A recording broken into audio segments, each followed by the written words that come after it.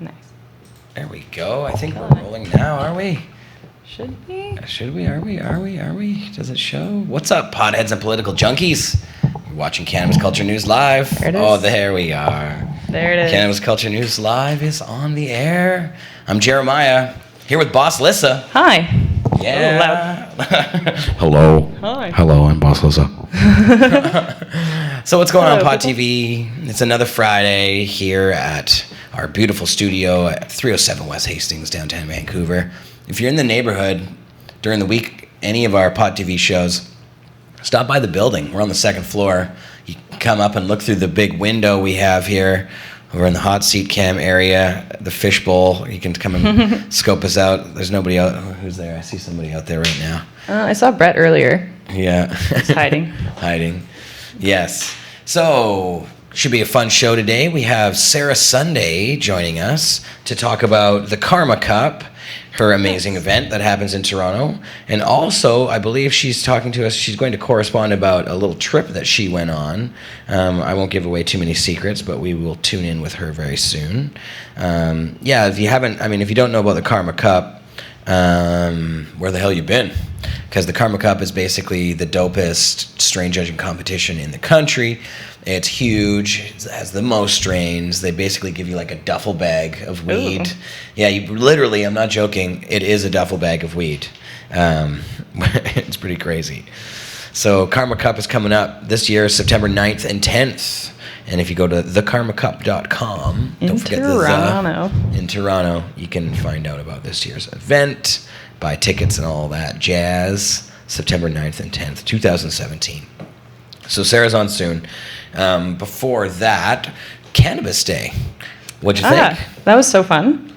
It was. Yeah, I just ran around with my camera all day, took photos, and listened to all the lovely people say what they had to say, which is, It was cool. Yeah. They speak with such passion, like Jody or Freddie, like you get a little tear in your eye, like every time they get up to the microphone and just kind of like speak their hearts. And it was really casual. The spot that we went to this year was such a cool spot. Thornton Park at Pacific Central Station. We've never been there before. It was our first year there. We had to leave the Vancouver Art Gallery because they were having Youth Sports Day there this year. We found this cool spot, and it was pretty perfect for the needs that we have. The paths that are already there, all the cement that's laid down over the path. And grass. Yeah, it was perfect. Everybody can set up along the cement paths and sit on the grass. Everybody was having fun. There was a couple drunkies. But I mean, it is Canada Day, and we were right off the SkyTrain. People are like, oh, what's going on? It's true. We were right off the SkyTrain, and because it is the holiday, there were, some people having fun in other places that stopped by to have fun with us, too. I don't have a chat up, but I should probably get one up here. Let me get a chat going on. And how's it sound over there? Everything good? Sounds pretty good. Good in the hood. Chatters out there. Hopefully you can find us on YouTube. We went live on the fly version, the non-event version, so hopefully you guys can find it there. Let's see here. 30 people Cannabis found Culture it. is live now, it says. Oh, look, it's us. Beautiful. We can hear ourselves, too. All right, now we can see you, chatters. Hi, chatters. Good to see you. And we have a joint to light, which is one of our pre-roll joints. We have these awesome pre-roll joints available at Cannabis Culture now. Let's check some out, shall we? Well, sure. Just a bag of doobies. Look at this. So, whoosh, packs. That's packs of joints. Seven in a box. It's okay, there's more. Indica. Yes, there's more where that came from. We have hybrid box. We have sativa too, but I don't think there's any left in this. This one say Opus's Indica blend. That is a blend. So sometimes what happens is when you're rolling mad amounts of weed and you do strains like this one, which is Pink Headband, you end up with a little bit of leftovers. So sometimes when there's a bit of leftovers, we do a blend run, which is like, Pink Headband and OG Kush together. They're always very, very similar strains that we'll put together so that, it fits the indica profile. So sometimes, this one says Opus. So best of all the worlds? Exactly. This one says Opus because Opus is our joint engineer. Opus, yes. Pot TV's Opus, better known or also known as McMahon. Up there engineering our joints with our Futurola Knockbox joint rolling machine. So you can get these boxes of joints at several of our cannabis culture locations, pretty much all of them in Vancouver, I think except maybe one or two, but we should get them there too. I don't think we were there at West Broadway or BD I was going to say, not at Greg's place. Yeah, I know. We were talking about it. Yeah. Okay. We were talking about getting them out there too. We just can't produce them fast enough, to be honest. Like, they're so popular, these boxes, especially out of the vending machine over at Davie Street. Oh, I believe that. How They convenient. just go. You can't even basically keep them in at all. Would you like to light that one? Sure. Do you need a lighter? Is that? Sure. Yeah, well, you go ahead. Doobie time. We got a lighter now. So, and also, we have our sunglasses on, or we don't have them on yet, but we're going to put them on, so we can look at big bags of weed, because you always have to put your sunglasses on to look at giant bags of weed, for some reason.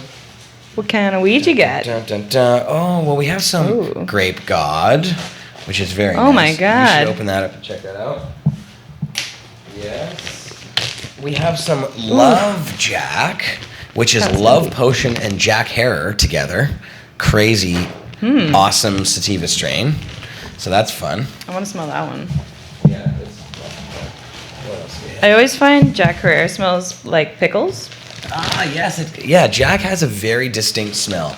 It always, you can tell if it's got Jack in it. It just has that smell. Yeah. Whenever we sell it at West Broadway, because I work over there on West Broadway, every time I bring that up, it's like, they're like, oh, and then they pass on it, and I'm like, I gotta stop saying that, but let them get That's there on funny. their own. Yeah. I don't know. I think it's kind of an earthy sort of smell. It's This a one's grassy. definitely It's got more some- earthy. Yeah. And that one you can smell the Love Potion in it too. It's got that piney, lemony sort of thing going on. Blue Nukin. Man, this stuff is so nice. We'll get the bud cam going in a second to get a little bit more of a close up on some of these items for y'all out there, but What else you got? what What's else this we one? got? Blue Nukin. We got the purple candy. I like that one a lot. Candy. It's kind of sweeter. Yeah. And what else here? The big box of fun. UBC Chemo. That's some nice stuff. The chemo. Oh, and then the craziest looking of all of them, the Grape Crush. This stuff is insane looking. It literally looks like Grape Crush, almost like you poured it straight out the. Grape It's Crush. purple and crystally as hell. Yeah, so we should probably display these out, so people can see them. The wall of weed wall. I think I had the same reaction for each one. Just, Ooh, baby. that's nice. Huh. Yeah, that one here. We should probably show that off. I don't Yeah. know if the bud cam It is on. is it functional. It should be. Let's see Little here. Bud cam. autofocus. Bud cam. Aha! Nice. Look at. Yeah. Beautiful. This stuff, you can't really see how purple it is by the way the camera's balanced, but this stuff is just unbelievably cool looking. And it's super, it looks light here, but it's really dark and beautiful. Oh, I don't know. There we go. Yummy yum. That's the Grape Crush. Hopefully we didn't lose any nuggets there. And what else can we show you here? What about that, this is the Blue Nukin. Oh, this is crazy stuff. Blue Nukin. Giant buds. That one smells so good. It's insane. Super sweet and Let's see one of these big kinda like nuggets fruity. here. wow. Look at those trichomes. Yeah, these are all available from Cannabis Culture here in Vancouver. Oh my God, it's got that blue smell to it. It's almost like Mataro Blue and Stella Blue, which are two amazing strains. Tia Totally. and some of our other friends out there in the universe are really gonna love this kind of stuff. There's lots of people we know that love Oh yeah, the definitely. blue flavors. anything blueberry. What was it? Blue Dream. That one was so good. Blue Dream is insane. Blue Dream was really popular a couple years ago. I remember hearing nothing but stories about Blue Dream everywhere. Okay, and It's a one dream. more. Let's show off the. You want the chemo? Yeah, let's show off the chemo.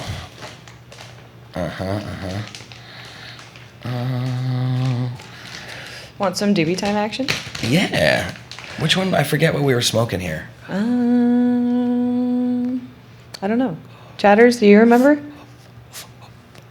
Did we mention it? I don't know if we did. It was in one of these packs. I think it was like, it may be the Opus hybrid or one of the blends there. So, Well, UBC either way, it's quite chemo. nice. Yeah, whatever it is delicious. Budcam. UBC chemo.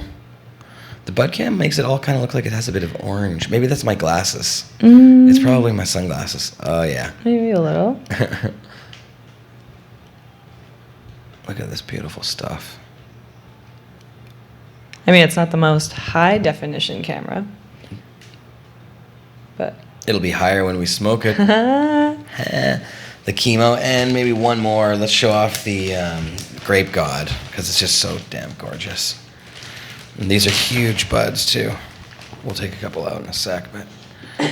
Oh my god, this guy has got like that cheese sort of smell going on to it, too. You can smell the God bud in there. yeah, it's a little cheesy, a little skunky. Yeah, look at this. Focus, Come on, focus. Almost there it is. Nice. Beautiful. Fine buds of marijuana. This stuff is so nice. That's nice. Yeah, so these ones, this is actually all our joint weed. So people, it's funny when I posted just recently a post about our packaged joints that we are selling now, these guys. The joint boxes that have 7 joints in a box. We sell them for $30 at our stores or $35 in the vending machine. And they have Primo pot in them, though. So when I posted the thing online, people were like, man, it's just probably a bunch of swag, and I'm like, That's what they swaggy always joint say. weed. People just put their bottoms, blah, blah. No, we get real fucking good weed. We don't put any garbage in our joints. You can see it right here. This is all going in joints. Look at these fat nugs. This is nice stuff. Really crystally, beautiful stuff. It's the same stuff we sell in the store. So whatever, we don't believe in selling crappy pot. It's just not something we'll ever do. So you can rely on us for the good stuff. We're picky We are picky. as people who smoke weed. Yes. And both. Yeah, I don't pot. know. Yeah. Pot and weed. So, yum. We were talking about Cannabis Day, and I do have a video from Cannabis Day I want to play. But since we were talking about pot, I thought I'd play a little news item that's come up. There's a lot of talk across the country in Canada right now about marijuana being legalized in 2018. And, of course, the government has basically said that we're going to have to get all our pot from a licensed producer if it's going to be legal. That's one of these big LPs that are producing crappy pot that nobody really likes, and it's full of pesticides, some illegal pesticides even. There's like lawsuits against them. Not all the LPs are bad, but I haven't actually smoked any good LP weed at all. So a lot of the LPs are supporting the groups that want to arrest people like us at Cannabis Culture and are lobbying the cops to do that. But some of them I think are probably okay and aren't, evil. Talk to Freddie Pritchard. He'd probably be able to tell you who exactly is and who is not. But right now, all the LPs, unfortunately, the weed that they're producing, they're forcing them to produce it in ways that make the weed not that great. Or maybe it's just, who knows what it is. But for some reason, the weed coming from the LPs isn't very good right now. And that's that's not just what I've seen myself, but this is the word we're getting from all the people that we deal with all over the place. So there is a definite need for craft cannabis, not Molson cannabis. We need locally grown mom and pop weed. And the main reason is because there's just not enough pot produced by the LPs, and there's not going to be enough pot produced by the LPs to support this entire legal system. It's going to be impossible. They're going to have to grow so much pot. There's never enough weed. No, there's never enough. And so, and even, even in this landmark or the landscape where everybody here now is growing so much pot all across Canada, you can't even get weed at all times in all places because there's just not enough of it. So, there's a video here on CTV News. When marijuana is legal in Canada, what does it say here? Where's my mouse? When marijuana is legal in Canada, there may not be enough to go around, is the headline on this video. We're gonna watch right now. Hopefully this will work. Oh, we opened it in here. We never tested it, but we're gonna find out right now if it works. I think this one we took as a screen grab. Maybe it's... I think so. There it is. Let's see here. Yeah, there it is. There you go. Banana boat. Oh, they get free ads. Oh, yes. Banana boat. Here, we'll turn the sound off for a sec. But remember that song? Get on the boat. The banana boat. There used to be like a song. Okay, here we go. Now enjoy. By this time next year, pot will be legal from coast to coast to coast. Problem is, there might not be enough of it. The Trudeau government has a new challenge on its hands, tackling a countrywide shortage in order to make sure there is enough pot on the legal market to meet the demand that is expected, or everything could, well, go up in smoke. Joining me now is Greg Engel, Chief Executive Officer at Organogram Inc. in Moncton, New Brunswick, a licensed producer of medical cannabis in Canada. Thank you so much for being here. Thanks for having me, Ben. Okay, so give us a flyover. Why do we have a marijuana shortage? How did we get to this point? So at this point, we're seeing, as the stigma continues to be removed on medical cannabis, we're seeing month-over-month growth of around 10% in terms of the patients that are accessing medical cannabis. And the companies like Organogram are rapidly expanding our production, but it's difficult for us to kind of anticipate that growth. So we're moving as quickly as we can to meet demand, but we're not quite there yet. So the worry is then that we're looking at the medical marijuana framework, and we are extrapolating it to a broader legal system that's going to come into place next year. And we're saying we're running out of medical marijuana right now. We probably will run out of the regular stuff next year. Well, and I think what you're seeing is, so we've seen changes at a federal government level where they've amended some of the timelines that will take new companies and existing companies to expand their production. So, for example, today we can produce up to just over 6,000 kilos a year. In 18 months, we'll be able to produce 26,000. So we're rapidly increasing our production levels, and other licensed producers like Organogram are doing that as well. So we're anticipating that demand next year, but certainly when the adult recreational marketplace starts, we'll not be in a position to fully serve it, certainly. So the numbers I find interesting, because these are new numbers for so many people. In March of 2017, Canada had nearly 170,000 registered medical marijuana users. That's triple the amount from a year earlier.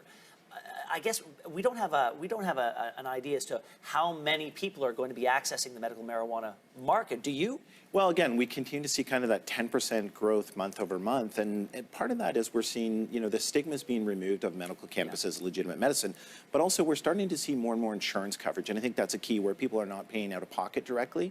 But yeah, we're continuing to expect at a minimum that 10% growth to continue. So. I guess I have to ask the question though: are there people with medical marijuana licenses who shouldn't have them? Well, I think there's a whole spectrum of what you think of in terms of, as the acceptance grows, a lot of people that have mental health issues like anxiety and sleep disorder and that are now accessing medical cannabis who may not have felt comfortable going to their physician in the past for it. So. Okay, so this was a big promise that Justin Trudeau made in 2015. He got elected on this and other promises.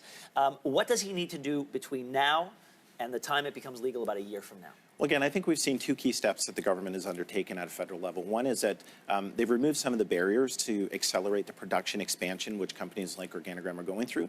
And they're also accelerating some of the licensing for new companies. And I think that's really important as to expand the base of companies that will be producing for the space. So.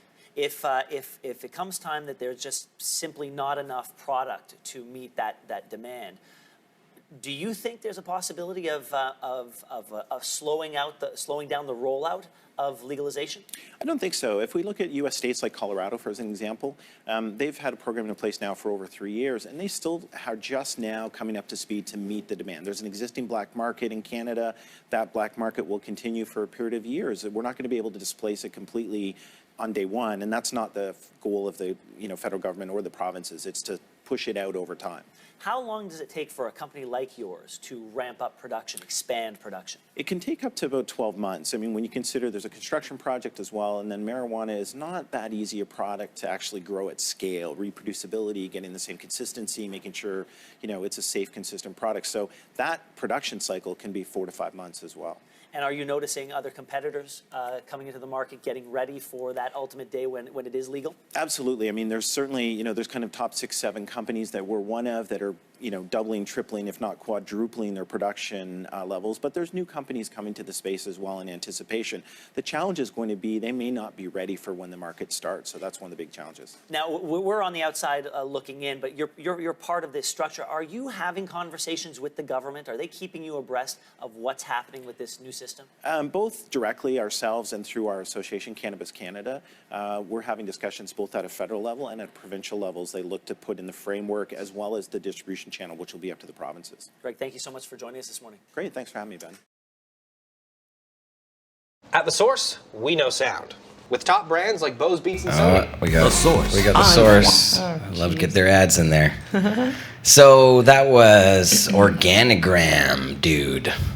So Organigram, huh? Isn't that the one that had put that hydrogen cyanide causing chemical illegally into the pot? Oh, is it the same one? I believe that they had a recall on that.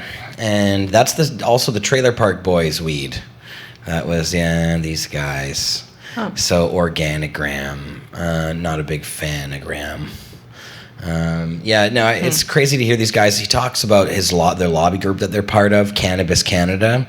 That lobby group is the one lobbying to have people like us arrested. Oh. And they're the one who wants to continue this form of prohibition. Basically, these guys want a monopoly, right? They want their oligopoly of weed companies where only a few are allowed to be licensed producers, and you have to have millions of dollars to get into the business. Why you gotta be so selfish about it? They ought to open it up to everybody until everybody is legal. Like everyone buys it, everyone smokes it, everyone can grow it. Like, I don't know. Why can't you just share? There's nothing wrong with this. It doesn't hurt people, and it smells good. So, greed. Yes, greed. There's a lot of greed in the business world, and as we're finding, it's always been funny because we've always want cannabis to be like everything else. Well, really, do you really want it to be like everything else? Because everything else is dominated by rich business people who have monopolies, who use their money to set up like systems built of force to hurt their competitors and so on and so forth. So this is what we want weed to be, just like everything else. Well, everything else is crooked as a dog's hind leg. So there you go. I don't know. When it comes to like fruit and vegetables, I'd rather go to like one of these little markets with all these more fresh fruit that are like, I don't know, a little bit smaller, maybe a little dirtier looking. Right, and and organic fruit it often is covered in dirt. Yeah, because it's from the earth. Right, exactly. And when you go to, and that's a perfect point because marijuana is a produce item. Like, you can tell if it's, got issues by looking at it if they don't put a bunch of nasty pesticides into it. Mm-hmm. And that's just, how it is a lot of it is they want these microbe levels to be at zero. So they're forcing everybody to put pesticides or put, all the stuff that kills the bugs in the pot and basically pollute them. Gamma radiation.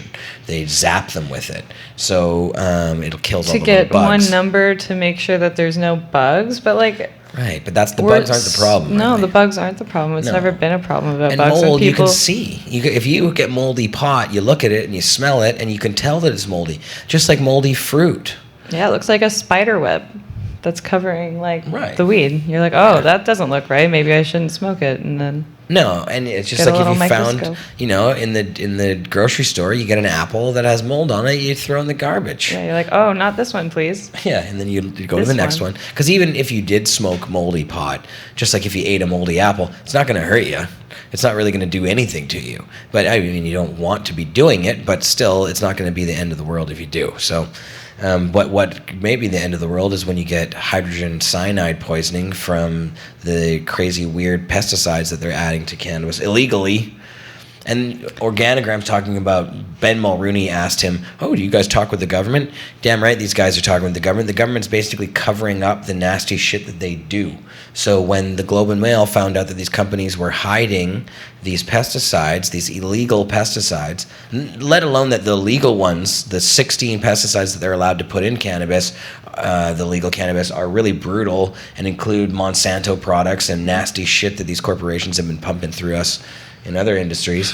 They get away with more Gross. because it's a smokable product, right? They say, well, it's never hurting anybody. You light it, and it's like that's why they're allowed to zap it with gamma radiation, because it's never been done before, and they've never found any problem with it when they zap the fruit for it. But you don't smoke the fruit. Yeah, it's different. Yeah. So no, these Health Canada people are working directly with these companies to hide the nasty shit they were doing. When one of the companies hid the illegal stuff in the ceiling panels, and the Globe and Mail found out about all this stuff, Health Canada didn't tell anybody about it and actually covered it up. And the What Globe did and they Mail- hide in the ceiling panels? They hid some of this. It's an illegal pesticide, and the name of it I have trouble pronouncing, but it starts with an M. I can't remember what it is, but I should memorize it. But it's the one that when they found it, there was a big to-do about it because a bunch of veterans got sick. There's a couple court cases, I believe, class action lawsuits in the works, going to sue the companies for putting this illegal pesticide into the marijuana. And then they hid it. They actually hid the pesticide when the Health Canada inspectors came by in the ceiling panels or something like that. Yeah, this is all part of the That's dramatic sneaky. story. Isn't That's it crazy? sneaky. Why are you being sneaky about it? Well, you know that they're hiding it on purpose because they know it's bad. Right? So, all right. Well, even Health Canada's not into it then. Well, yeah, I know. It's a weird thing that Health Canada, but when Health Canada actually did find out about it, then they covered it up. They still covered it up even though they found out about it. Oh. Which is crazy.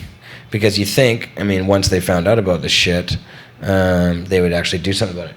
Yeah, myclobutanol. There it is. Myclobutanol. That's the one. Yeah.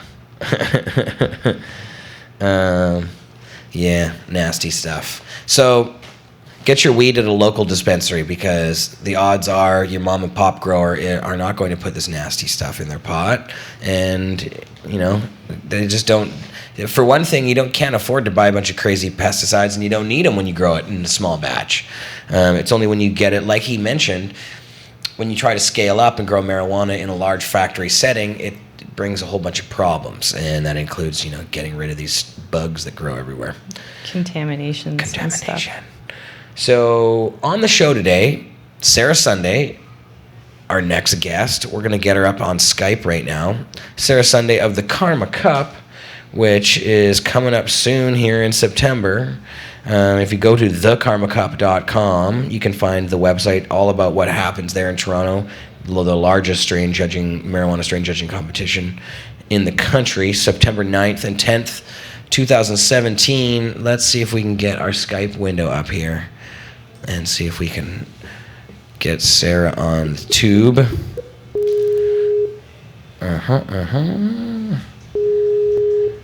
Let's see. It's ringing. It's ringing. We can hear her. Is Scene 7 Skype? Hello, Sarah. Hear me? Yes. We can hear Hang on you. a second. I'm trying to figure out how to make the picture come The actual on. video work? Let's see, we got you. Oh, there Yay. you are. Look at that. Wonderful. Yeah. I don't Yeah, see you, but You don't know. Oh, I'm sorry. Yeah, I think maybe we didn't get the camera set up properly for you to It's all see good. us, but you can hear us. I'm here with Boss Lissa, Hi. hey, how's it going? show Good, how are you? producer, and today's I'm good. co-host filling in. You look like you're out in a field. Yeah, I live out in the country. I can't do it in my house right now because I've got like a really loud machine running in there. So fortunately you called me while it was still light out. Otherwise you wouldn't be able to see me at all. There you Oh, go. it looks beautiful. Yes, you are. Oh, wait, maybe this is the problem that I turned the camera button off. Hold on here. Oh, it doesn't. Yeah, never mind. Now I've really Computer messed it says up. no. No. Don't worry about it. It's all good. I'm Okay. just going to imagine you're there. I'm going to pretend this frog is actually you. Yes. Yeah, it's Kermit the Frog. Is that on the screen there? Yeah, see, they can see that now. Somehow, oh, there it goes. Now it's gone away. So, Sarah, Yes. a couple things I wanted to talk to you about today, because not only do you, of course, run the Karma Cup, and everybody knows you for that, but on today's show, we were going to talk about a little excursion that you went on here. Oh, yeah. Tell us about your trip. Oh, the Chalice. Chalice was wicked. It's definitely the biggest hash festival. They call it the biggest hash festival in California, but I can't think of any other hash festivals. So to me, it's probably like the biggest and best one in the world, possibly. Definitely in America. And it was huge, ridiculous amount of booths, and everybody's attending, huge lineups. Like, it took about 3 hours for people to get into the venue. It was really, really, really hot. It was like 110 degrees, especially the first day. Friday was just unbelievably hot. I'm lucky enough to have some friends that had a booth, so I didn't have to wait in any kind of hot lineup or anything like that. Just got right in, and Nice. was able to hang out with lots of fun people, check out the wicked glass they have, do some plugging of the cup, things like that. It was really great.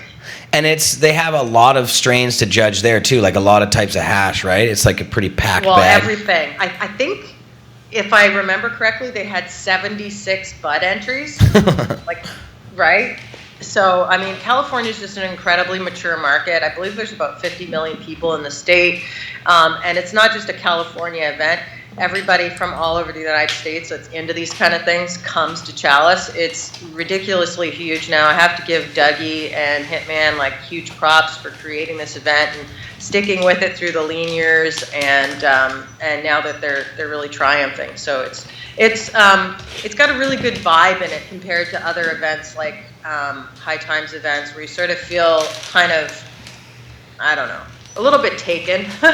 Yeah. This is it's good vibes. So that's all that we really need, right? You're right, and the High Times events, for me, I like them, and they're cool because they're big. The one in Amsterdam used to be really cool, but like you say, there's kind of more hype than actual stuff that makes it worth it. The expos are always traditionally pretty bad, the High Times ones, but and also it just kind of feels a little bit colder because it's more touristy and it's more corporate.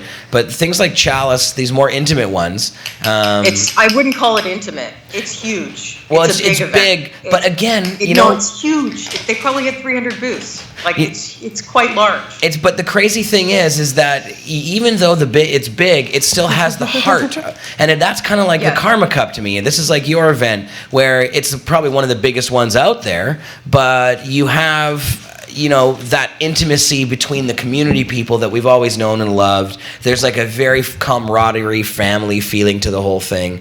It doesn't get lost like, some of the other bigger ones like the Lyft events. They're big and everything, but they have that sort of weird coldness to them. Corporate vibe, yeah. Well, It's not a corporate vibe, that's for sure. I mean, certainly some corporate businesses and stuff. I mean, it definitely gets businesses coming out for it, but it's about it's about the heads, basically, for want of a better word. Right. And, the vibes are, it has everything you need. And you talk about a marketplace. It was a ridiculous marketplace. There was, we were right by a booth that was called Pounds Direct.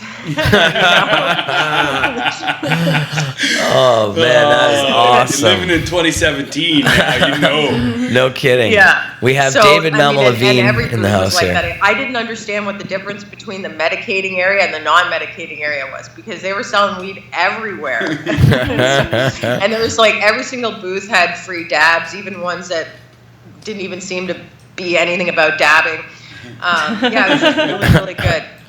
I actually was really lucky, speaking of dabbing. I happened to run into Tony from Bubbleman brand, and he was coming over to the booth. I was spending time with my friends at Bogart, who were splitting a booth, or they were supposed to have 2 booths, but Chalice fucked up and they ended up with 1 booth. So there's this dispensary in LA called the Real Green Dragon, or I guess it's called the Green Dragon, but their Instagram is at the Real Green Dragon. And they're wicked people.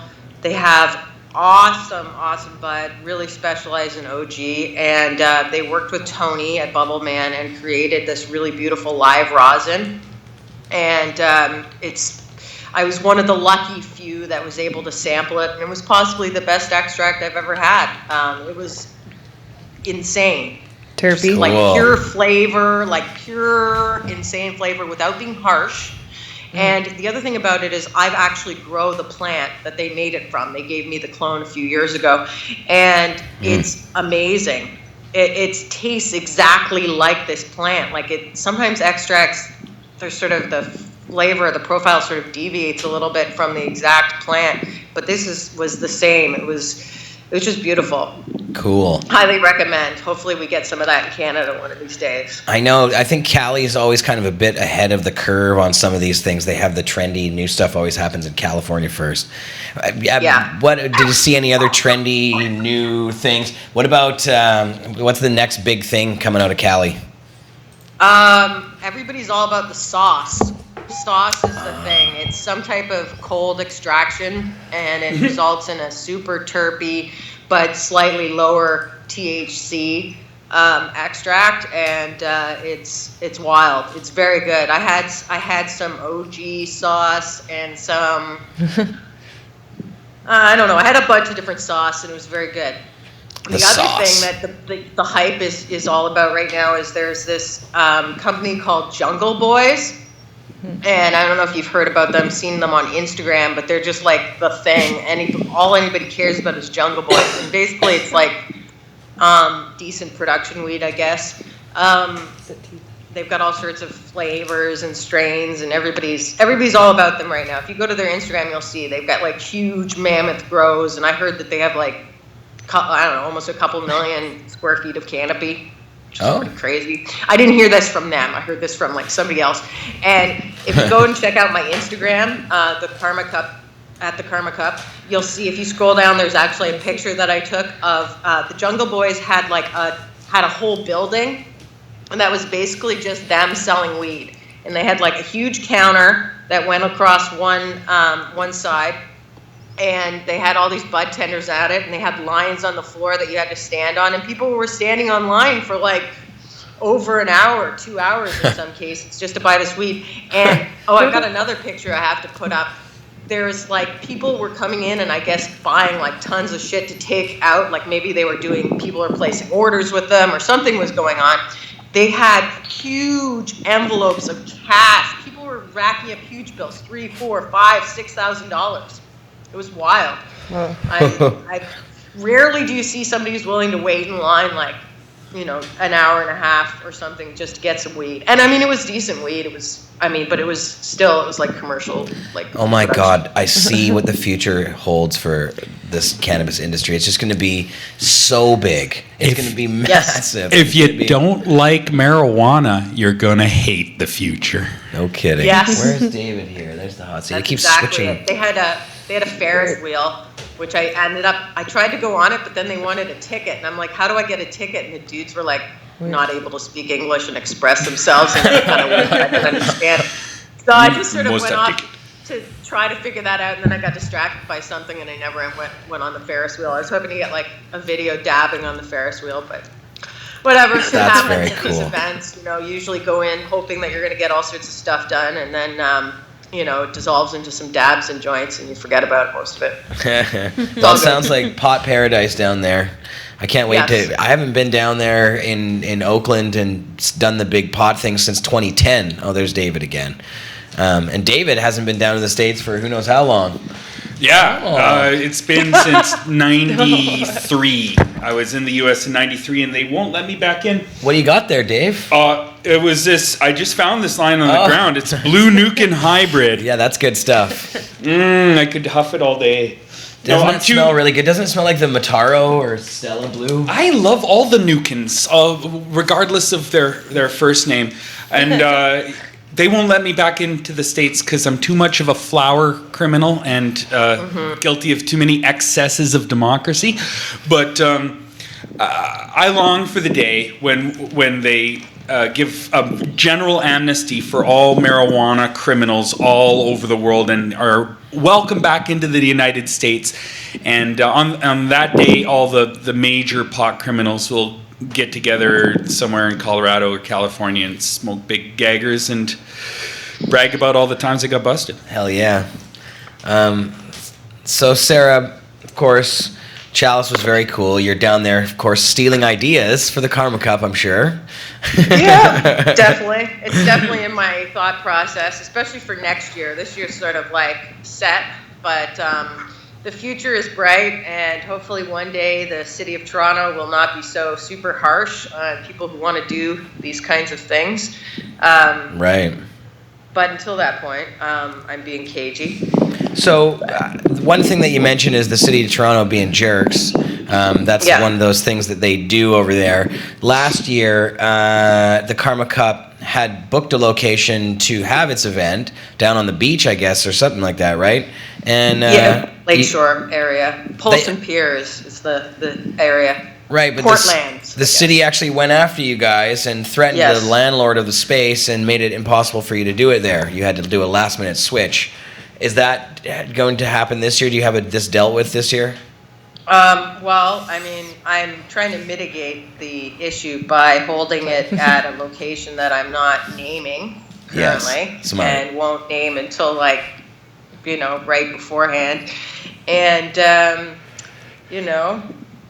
I've got a couple other strategies. I don't need to give everybody my strategies right now, except for that one. No, probably not.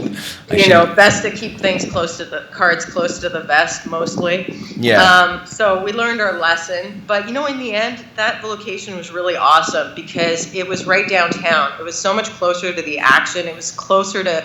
It's like there's probably a couple 100,000 people that live within like 5 blocks of that spot. Right, because the alternative location that we ended up going to was actually right across the street on Church Street there from our Cannabis Culture location, which is probably, it was there. It was, I would say, if I'm not mistaken, the most or the busiest dispensary of all of the dispensaries in the country, pretty much. Well, I think the Cannabis Culture was, I'm sure at that point it still was the busiest, even before. Talk about waiting in line for product. You'd walk down that street and you'd see like a line out the door and down the street. So 24/7, all open hours. That was the busiest dispensary in Canada for a long period of time. Now, of course, it was because they had reasonable regulation. I just noticed 18 something. Plus. Yes, exactly. What's up, David? Well, they did a story on one of the closed Cannabis Culture things recently, and they said, and next door there's another pot store, and there was a lineup outside the block and around the block for the one that was remaining that didn't get closed down. Right. It paints a picture. Massive demand. Yeah. Massive amounts of civil disobedience, huge disregards for the law, and the cops are completely out to lunch and are not based in reality, man. No, they're just destroying people's lives for no reason. Well, there is one reason. The greed of the liberal elite and their investment in the captive market. Right, and former law enforcement officials. Oh my God, wow. Marijuana is terrible unless rich white guys are selling it, in which case it's awesome. No kidding. Sarah, Jeremiah, go ahead. Yes, I feel like I'm going to have to get going here very soon, unfortunately. But might I mention something about the cup before I go? Please, I want you to mention as many things as you can about it. Okay, so 12 days from now is the entry deadline for the Karma Cup this year. So that means I need the entry in my little hands on the 28th. So that would mean you need to if you're mailing it, you need to get it in ahead of time. So in that case, you really need to think about it and get it going right now. So you want to go to my website to enter, thekarmacup.com/entry-form. There's a link off the main site too, but that's just how to get there directly. Pick the category that you're entering and press enter, and you'll get a form and fill it out to the best of your ability. and you'll get some response back from us. I've got 15 categories this year. I've got 3 bud categories, indica, sativa, and hybrid. I've got seven concentrate categories. Woo! So there's 3 different solvent shatter categories. There's indica, hybrid, and sativa. I've got the butter, sugar, sauce, wax, whatever type category for solvent extracts. I've got a special new category called terp enhanced extracts. Solvents, any type of terp enhanced extract, whether it be solvent or solventless, can go in there. So if you add terps to some type of hash, it goes into that category. Does that also include non-cannabinoid based herbs? Well, it's a hash cat. Yes, yeah, sure, whatever. I'm at this point, I don't get enough of the entries that I can. You can make it exclusively cannabinoid based. So, yeah, well, it's a new thing. Yeah, and as things develop, we add new categories and change things. Anyway, before I forget, so we've got solventless hash category, your rosin, dry sift, whatever. No CO2, please. I have a CBD extracts category that seems to be up and coming this year. Everybody's all distillate and isolate crazed. I've got the disposable pen and cartridge category. I've got 2 edible categories this year. One made for stuff from concentrate, and the other made for stuff from canna butter, like a whole plant extract, whether it be canna butter or an oil. I've got topical, so any type of topical bath product, bath bomb, whatever you got going on goes in that category. And then the final one is the functional glass category. So I need to hear from you, so go put in your form, and thekarmacup.com. You just click the link. It's all good. I got one more question. 28. Yeah. Pardon my ignorance, but why no CO2?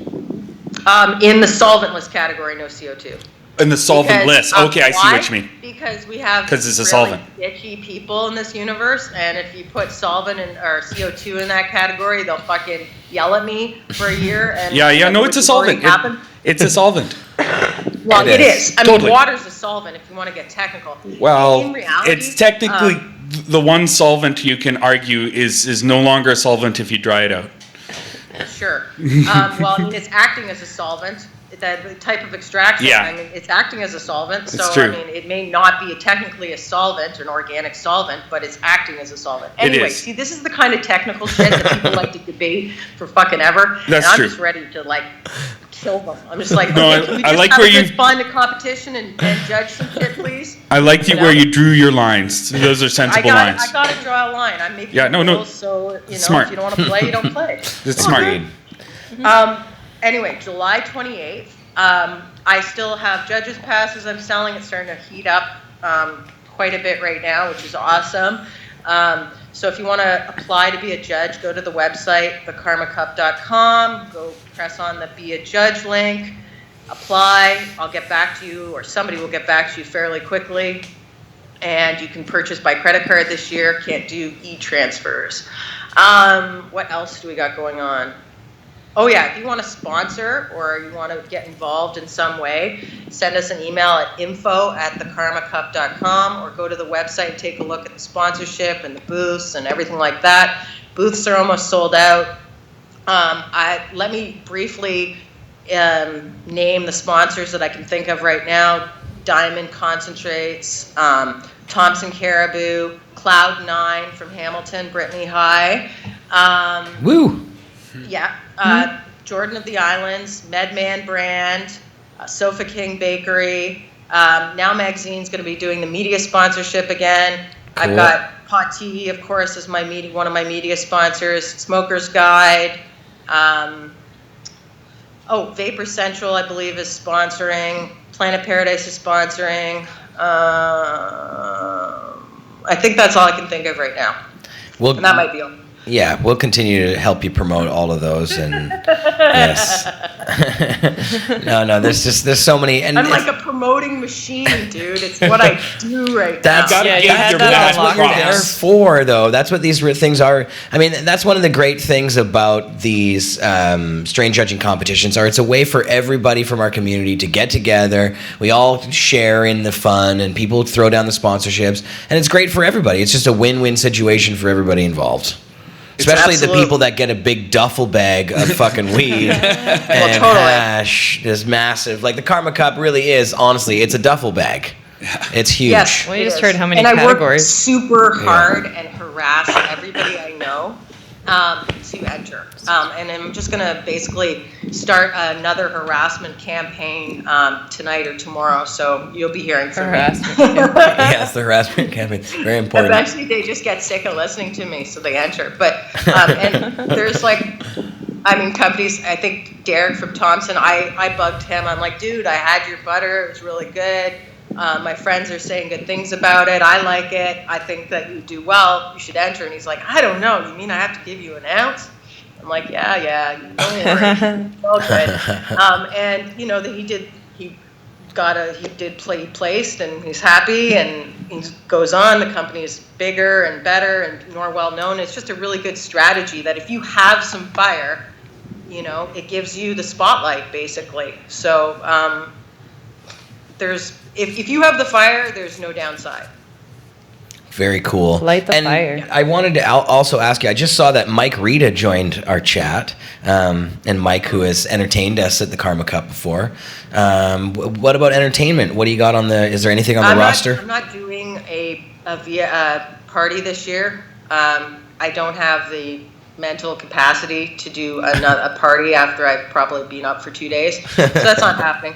And plus, it's sort of a bigger thing. The party is in reality, it's the expo, right? That's where the fun is at. So, but I've heard from a couple of the sponsors that they are interested in doing some type of VIP parties possibly, or judges parties, after parties, some type of parties. And I've been encouraging people to throw parties. So, but you know, either way, we have the various lounges in the city, and it'll be all good.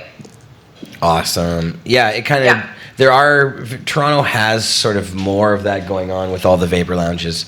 And in the past, that's the way it's been anyway, sort of fragmented by people going to the different lounges, and you've encouraged that at the event. It's very hard too. Like, I had to fit like over 300 people into a spot last year, and it was, I think you'll agree, it was quite crammed. So to find a place where you can smoke weed and they'll be okay with you bringing in 300 weed smokers to smoke, you know, come on. Especially in downtown Toronto now, where it's just hard to find space to do anything. Like, Next year this time, I guarantee you there will be many more venues to legally smoke weed in. That's one thing we're going to get on legalization. It's more places to smoke pot. I sure hope so. If not, we'll just have to start civil disobedience right there and then with the location issue. That's the thing, Sarah. I mean, you know better than anybody else. Finding a pot-friendly venue is nearly impossible. Yeah, it's very, very, very, very, very hard. Very hard. And you did have success. I don't like to think about it. Yeah, last year you had that big one where we had the dinner. It was just like basically a big room. But even there was issues, I think, right? Like everywhere we go. I mean, people love to complain, and this scene holds a lot of complainers. People who don't like to enjoy complaining. Yeah. And I've noticed we have a lot of them. So, you know, people always had some thoughts about and I'm like, listen, I have 3 days. I'm sorry that everything happened. I'm sure in retrospect things could have been done differently. And, what are you going to do except for try your best? And whenever you try to do things, inevitably there's going to be, it's not going to quite go according to plan. And, you're going to... So, but up to me, it was a good space. It was a big space. They let us smoke in there. We had a sound system. There was a large, we had tons of food. Everybody got what they were expecting to get. It just wasn't quite in the venue that it was intended to. It was awesome, it's all actually. good. I thought it was great. I thought you did a fantastic job. And especially under all the duress and all the problems that were happening last year, Sarah, you do a fantastic job, and you always knock it out of the park. Last year was fantastic, so looking forward to this year's. Thank you. I think it's going to be fun. September 9th and 10th, the Karma Cup Yes. in Toronto. General admission tickets are on sale now. If you hit us up on Instagram, follow us on Instagram, Facebook, whatever, we're going to be doing contests regularly, giving out things, swag, t-shirts, pins, filters, general admission tickets. I just got 13,000 followers on Instagram, and we did a contest to celebrate that. So there's Cool.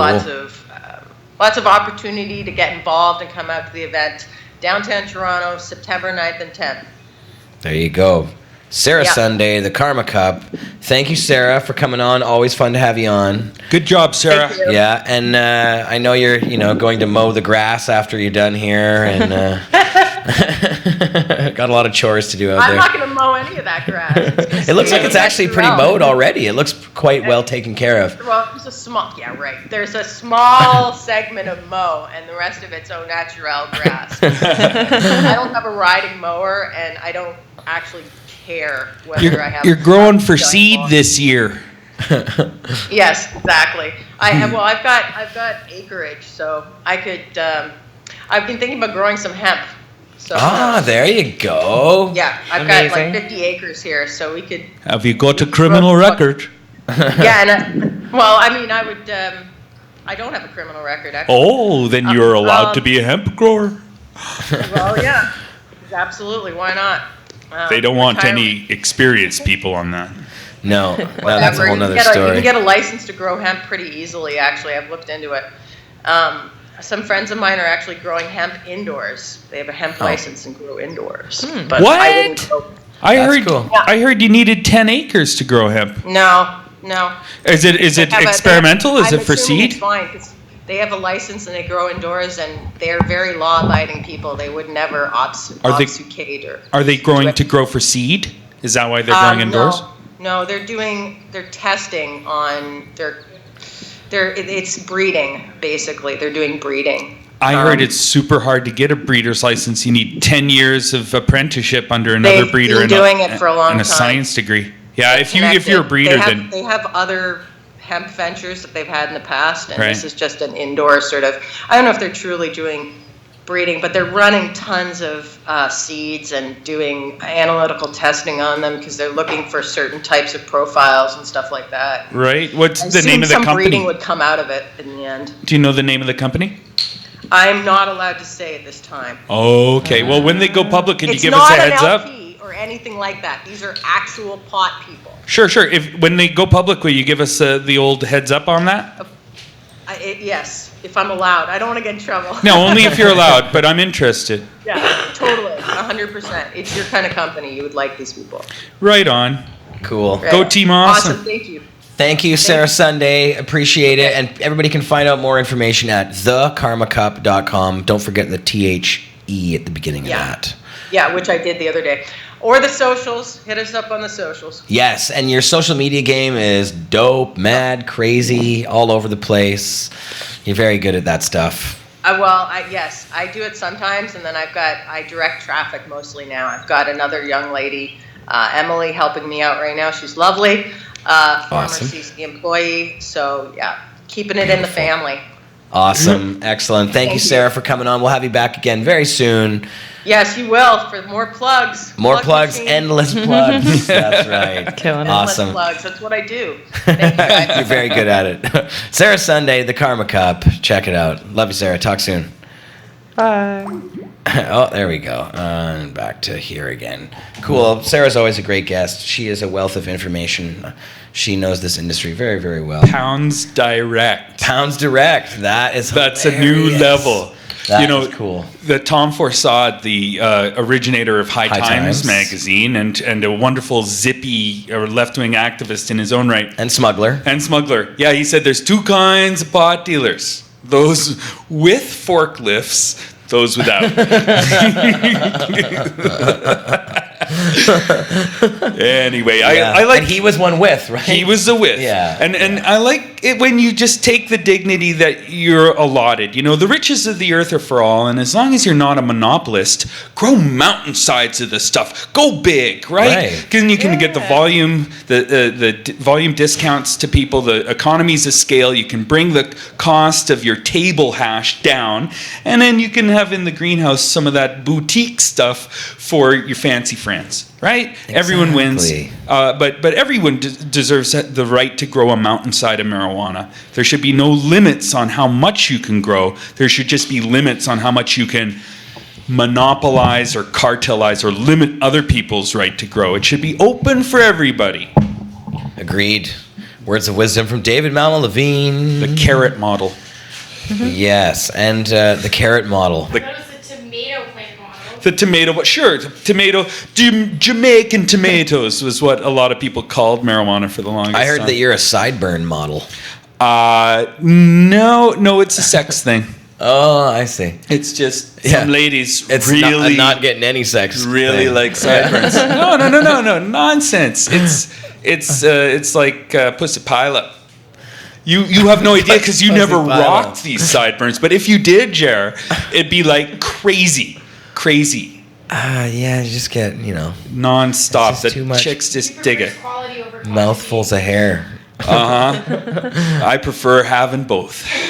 Whatever floats your boat. Yeah. But exactly. To each his own, I suppose. Yeah. Hey, did you see those photos that came off of Cannabis Day, July 1st? Nah, I don't look at things like that. It was like another world. It was like the summer of love. It was like everyone was beautiful and happy. It was like the sun was shining.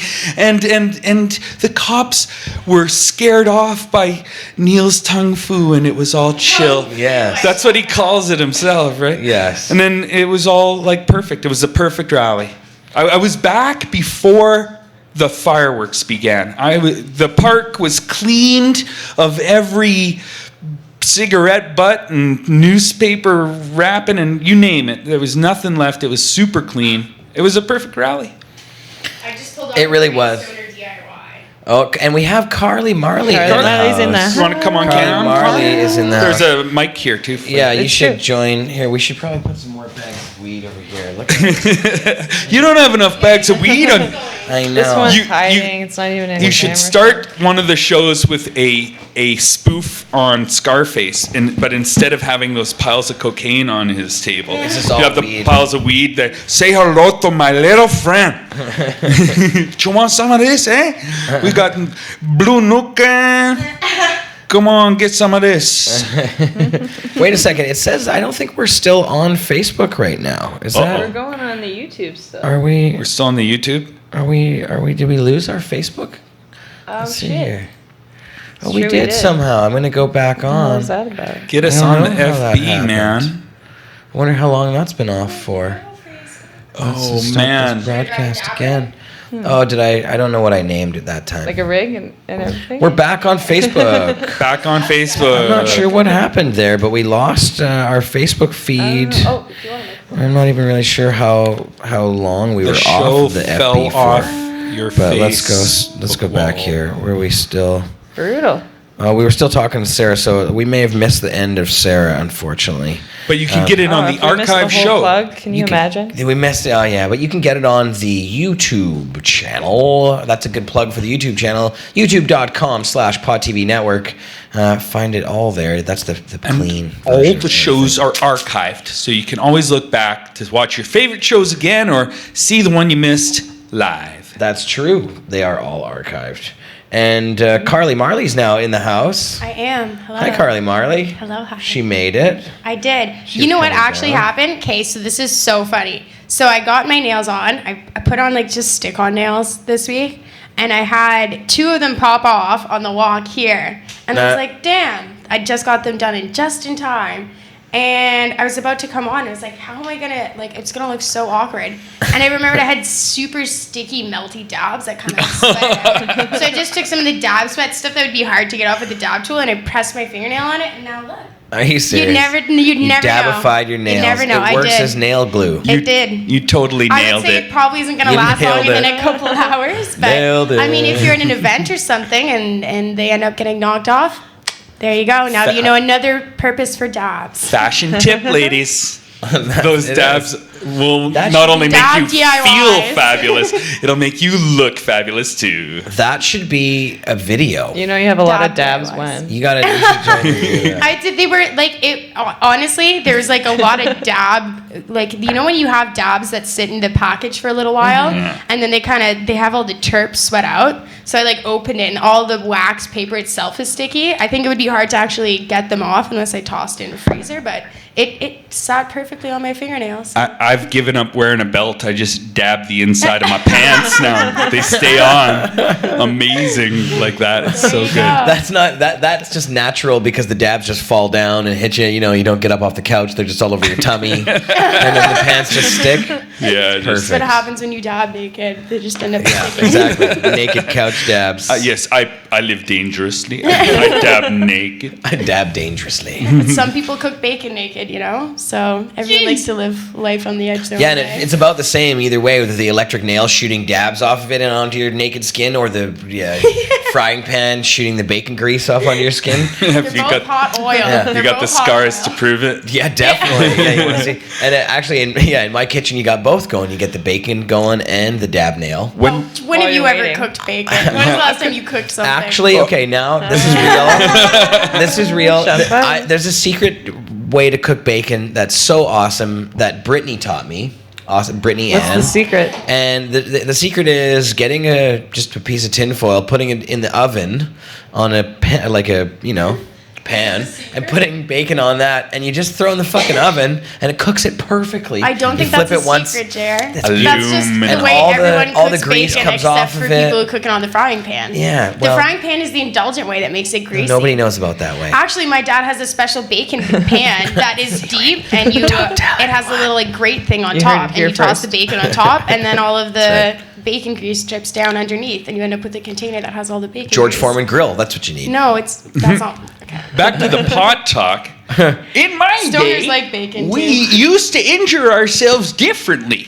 We would have hot knives, and we would accidentally, the knife would slip, and you get a cut of a burn cut right out of Yes. there. And we always used to know the guys who did the hot knives because they come into school with the burn, and they'd have no explanation other than their How'd you drug burn your habits face? Would for it, it. would it instantly cauterize it though? Yeah, you wouldn't get It would an swell up infection. sometimes, You would though. you just have like the burn mark of honor. Really, it was like, welcome to the club, man. I've been that high too. I've seen people's lips swell up from when they burn themselves with the hot yeah, knife. you can. Depends on It's a how bit of a long you balloon. left Yeah. it there, right? Yeah. But or Picture. a buddy actually, he had it down here, and his knife slipped, and he burned his chest with the hot knife. Ouch. Yeah. Somebody hit their forehead on the sublimator one time. Remember that guy?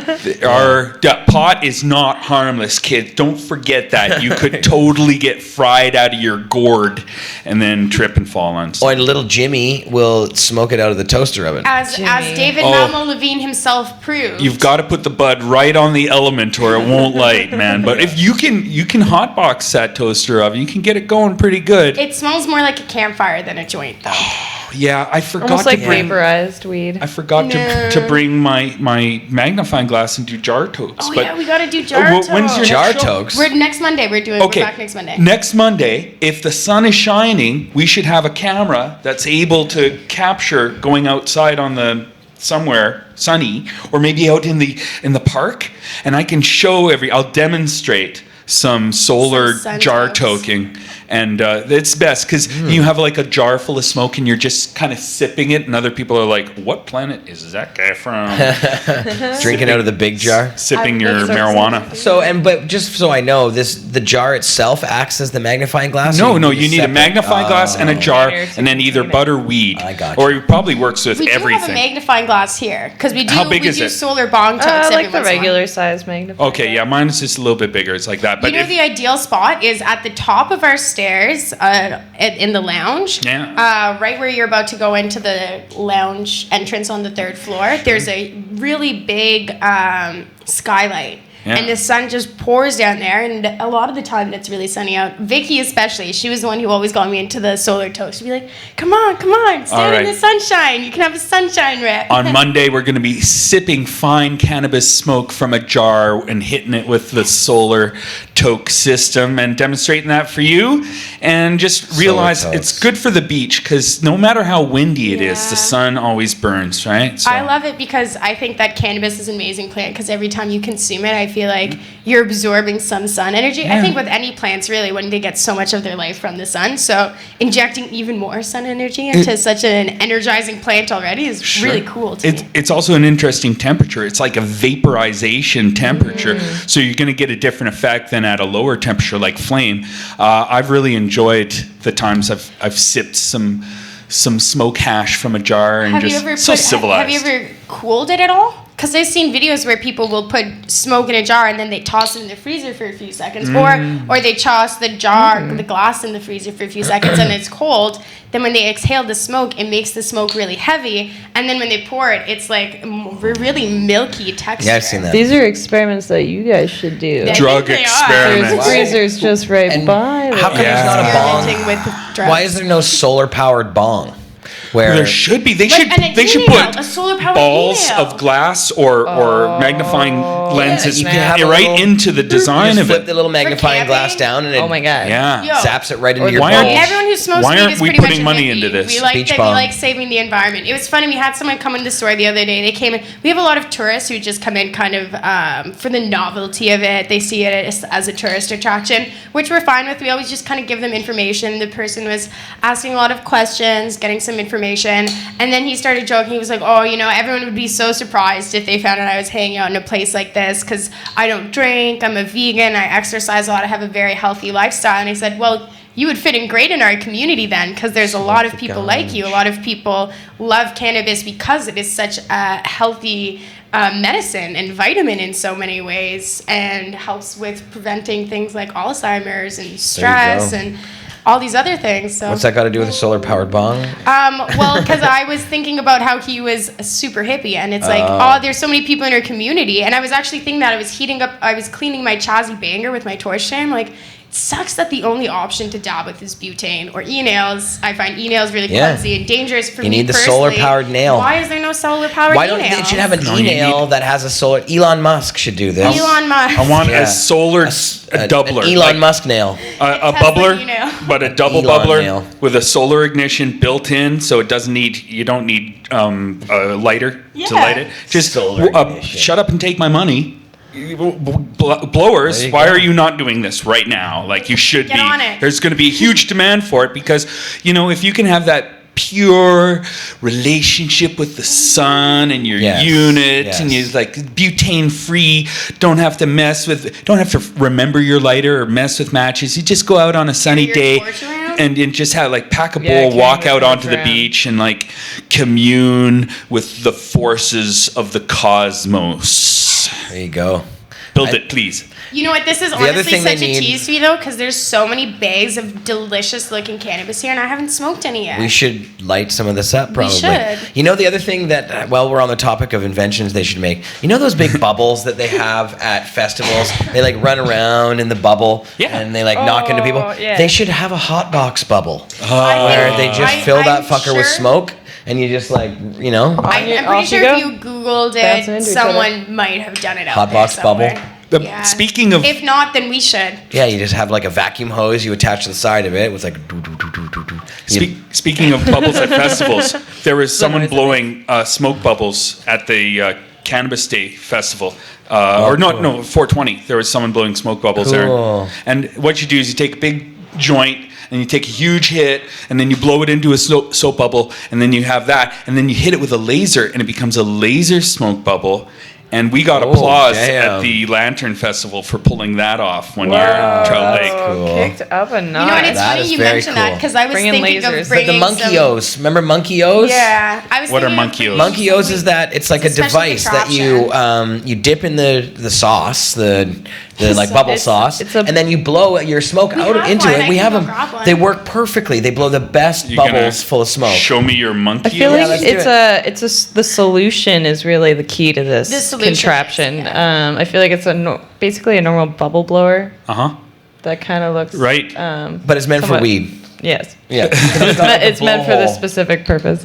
You know, it's funny because I was thinking of bringing some bubbles down to my show on Monday, and if we're doing solar totes and bubbles, maybe I should just do like a fun summer smoking themed show. Yeah, I'll try to remember my More laser fruit? too, and we'll do laser smoke bubbles. Fun, and Yeah, we're the definitely laser. we're gonna have the mango this week. I think I really wanted it to be mango, and someone said mango, so I decided it was mango. So we're gonna be doing some dabs and smoking joints out of a mango this week. It's Nice. Called Playing with Your Drugs episode. Yes, we're gonna be doing another fruit every week till the end of summer. What kind of pot should we smoke? We have Grape God. That Nukin smelled Let the chatters incredibly tell us good. what they want. Chatters, tell us what you think we should smoke. We have Grape God, UBC Chemo. We have the Grape Crush, which is totally Oh, dope. that smells so good. Love over Jack, here. which is Love Potion and Jack. All smell good. We have, what is that? I tried the Blue grape Nuke. That's Crush. the I Blue haven't tried the other Nukin. The stuff, Blue though. Nukin is nuts. Kind of I wanna hoping for that smell one. that. And then Yeah. Purple Candy, too. Chatters, if you want to So make amazing. Can I me, smell your DML, purple and Alyssa candy? happy, vote Sure. for the Blue Nukin. Could you pass that purple candy over this way? Yes, I love candy. purple candy. That's my favorite indica Purple strain. candy is Really? awesome. Yes. Um, Tastes like purple candy. So somebody, it's got some some chatter, name a myrcene in strain, it. and that's the one we'll smoke. Whoever gets it first. Whoever get in the chat. I got no one over here on the face, or no, I'm on YouTube. Do you know how lucky we are to live here? Oh. Yeah, So we're lucky. pretty lucky. Over here, people are saying candy. Oh, they love. I Yeah, say do it, Love do Jack it. with purple candy. I say yes to that. What do we Here have it first is. over there? What was the first one? That's purple candy. Candy. Purple Can candy. people say, okay, we got purple candy twice then? Yeah, it wins. It's going to be the purple candy. My nose says yes like to the candy. purple candy. It does look very It has a nice, little bit yeah. of that cushy smell, that myrcene a bit to it.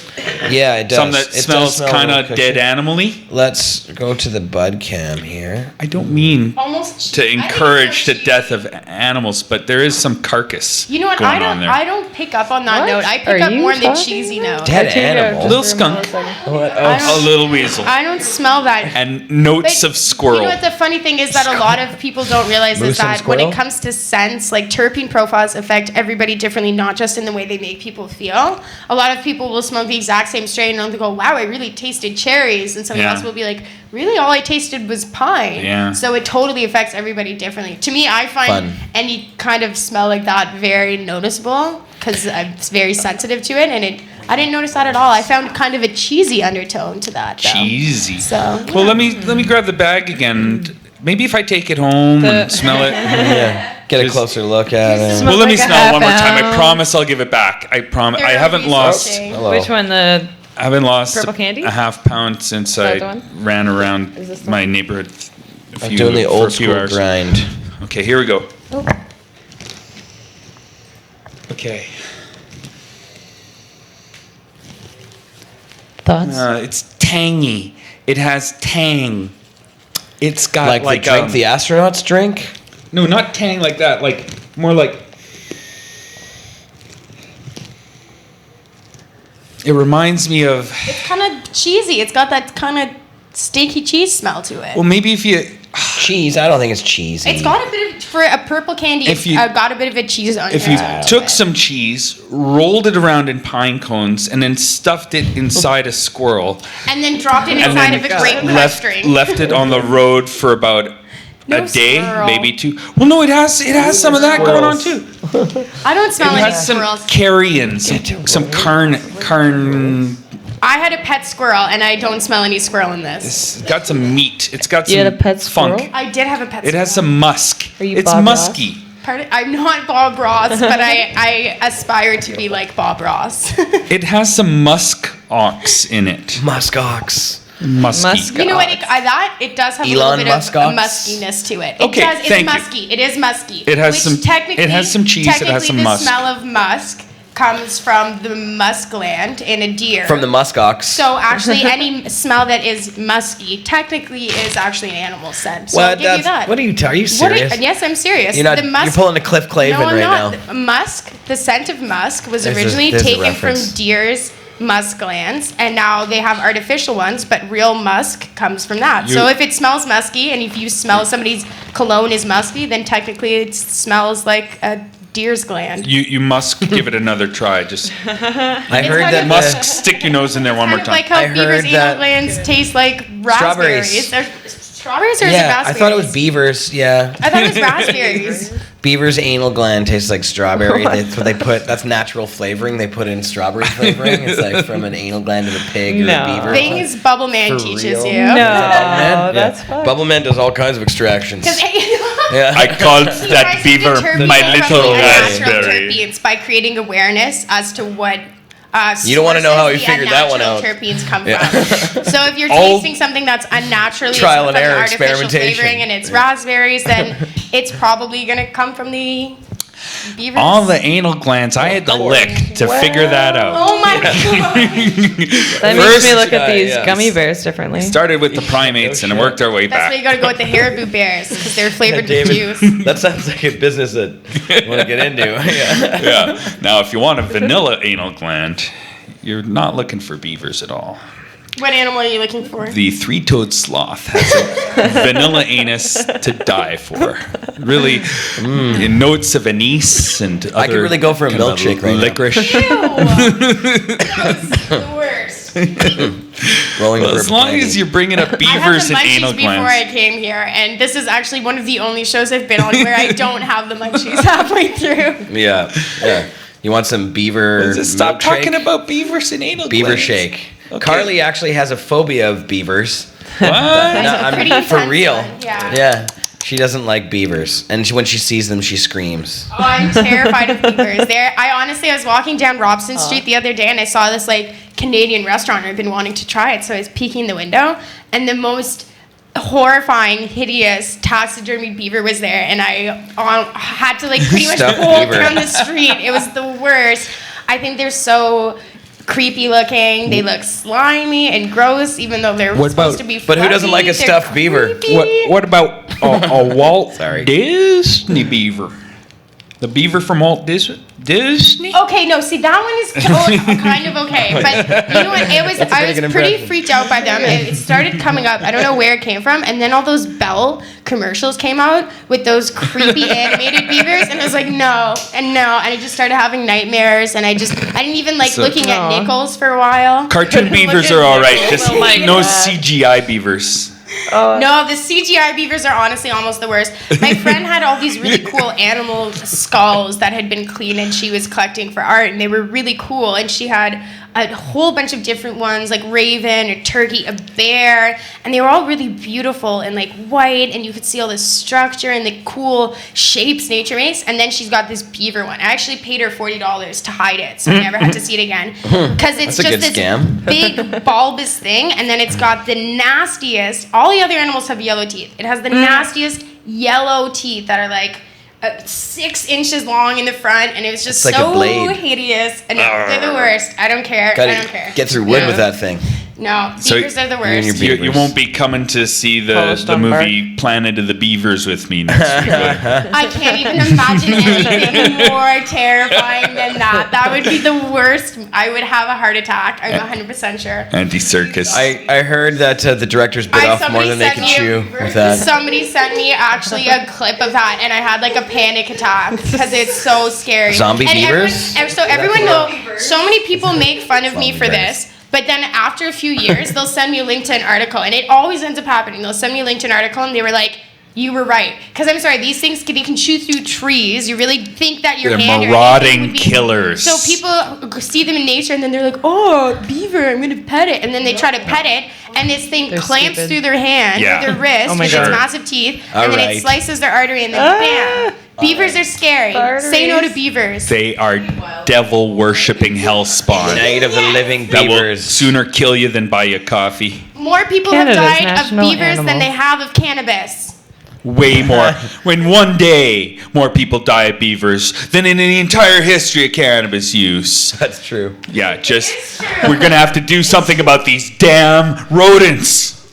But Get they it? make such great Damn dams. Yeah. Well, I don't give a You damn. just keep coming back for your puns. I know, that's And then We haven't That's even all it started shows. on the beaver puns. that's all I Really. got. That's the only thing I contribute to the show. It's like a once a pun every 5 minutes. Just joking. All right, so beaver burgers, says Eric in the chat. Yeah, you guys are a little hard on the beaver. I think you should take it easy on the beaver. The beaver doesn't demand that abuse. The moose is a much The beaver, cuter, the way you're friendlier talking about the national beaver symbol. sounds like the show Leave It to Beaver. Yeah, just be gentle on the beaver. He's had a rough day. Call him Beav for short. The beeve. The Beav. Ward, you were a little hard on the beef last night. Alrighty. So what's before we wait. We're gonna talk Cannabis Day because I got a video to play about it, and David on. is here, and Carly is here to talk about that, and Ashley is here to talk about that. Wait, were you at Cannabis Day? Oh yeah, you did show up. You did, yes. Oh yeah, and the glass gathering you could talk about. That's right. So I don't think any of the rest of us went to the glass gathering. No, Celeste went down to cover it, so we're going to be discussing it on the event, On the on their show. show this week. That's quite nice. We weren't able to go. Carly and I were on the island we had to Yeah. visiting my little niece. Dab Haley- venturing. Dab venturing up on a mountaintop and visiting. I'm an uncle now. My sister had a baby and brought it over to the island for the first time. Yes, Haley Jean. She's a little cutie pie. So that was fun. But glass gathering, Redbeard's shindig. Looked like it was a lot of fun. I heard there was some craziness there, all over the place. This Cannabis Life Conference as well. Cannabis this Life week. Conference as well. We were, and actually, there's a perfect. I was hanging out with Kush Queen all day there. Kush Queen. So we did go to the Cannabis Life Conference for one of the days before we had to go to the island, and I spoke on a panel there actually, and we're gonna play that video. But before we do even that, before we get all ahead of ourselves here, I wanted to talk to Boss Lissa about what's happening That's me. tomorrow. Tomorrow. Tomorrow.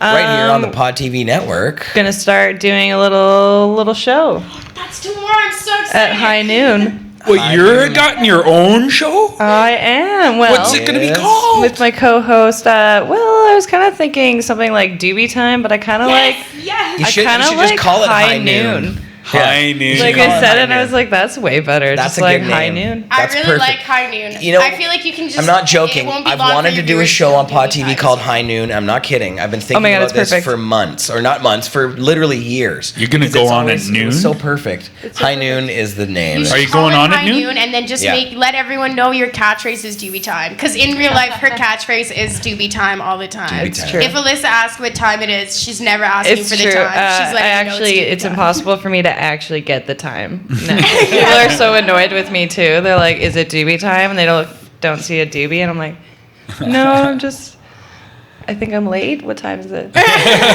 Stevie Tan.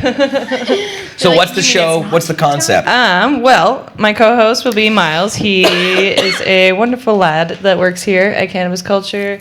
He was over Miles at is Davie that man. Street, lounging up there, and Yeah. now he's back over here at Hastings, Yes. lounging over here, and he's hilarious. And so he's going to co-host it with me because he's That's awesome. gonna be awesome. And then we're just going to sit, smoke weed for at least a half hour to an hour with the various, staff and people Cannabis that Culture work- staff and Cannabis alumni. Culture peeps. Yeah, that's gonna be Just have cool. a little, DB session. It's long overdue. You guys have needed a show for a long time, so I think so. And yeah, everyone and you and who Miles works here is together is gonna be hilarious. so funny.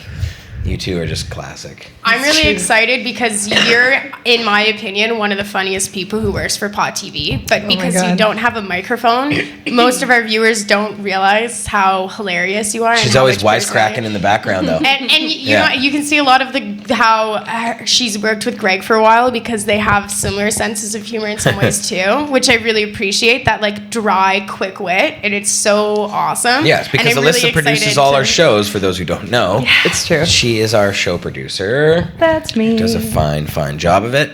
So now that means with our new Tuesday show that's coming out, which we all need to, you and me and Freddie need to sit down and work that out. Freddie Pritchard is bringing his antics to the Pod TV network. So we're going to have a live show every single day of the week here on Pod TV now. So 7 days a week. Every day Hot shows we're all week long. broadcasting. Baby. Yep, fun stuff. So how much longer until it's 24/7? And we've got to start coming up with some more shows if that's the case. But yeah, no, it's very cool to have a live show every single day. Lots of stuff happening here at Pod TV and Cannabis Culture, and more to come. Is PNN, the Pot News Network, 24/7, 365. All your marijuana news needs fulfilled. I can see it now, man. You might. You know, if you hate marijuana, you're going to loathe the future. It's going to be big. Half of all medicine, pretty much half of all everything. Anything that isn't glass or metal is going to be made of it. Most people will be in the pot industry. We're going to need a pot news network. Oh, for yeah. real. Oh, for sure. Because we're going to give up We're gonna have war it. and corruption. We're going to have focus on other things. Simple pleasures. Sex, drugs, and rock and roll. Wine, women, and song. The good things in life. We're going to learn how to play win-win games and give up all our win-lose games. Even if you're a winner, you end up surrounded by losers. We're already halfway there. We're halfway there. We've already got at least one, hour a day, so we're only 23 hours a day away. The legalization. We're next step. Yeah, that's half, right? The legalization bag is Half open. the battle. I can You smell should it. Let Freddie rant for the full Tuesday. I'm sure he would be able to. We can call it Freddy's filibuster. Yes, And I love it. He just talks all night long. Yeah. It's kind of like the Marijuana Man TM show. Oh my. Marijuana Steve. He just throws the camera on and sits there and drools for hours. The Steve of consciousness. A stream of Steve of consciousness. Yes. Okay, so that's cool. Bossless behind the camera, now in front of the camera on Just the like that. regular. So that'll be excited. fun. I'm gonna try and convince Brett to come on because he's the best. I'm gonna try and Oh, Brett is get him hilarious. to tell some stories He is a because funny guy. he's the best storyteller. He is a very, very funny person. He's very eccentric in his mannerisms, which makes anything he says very entertaining.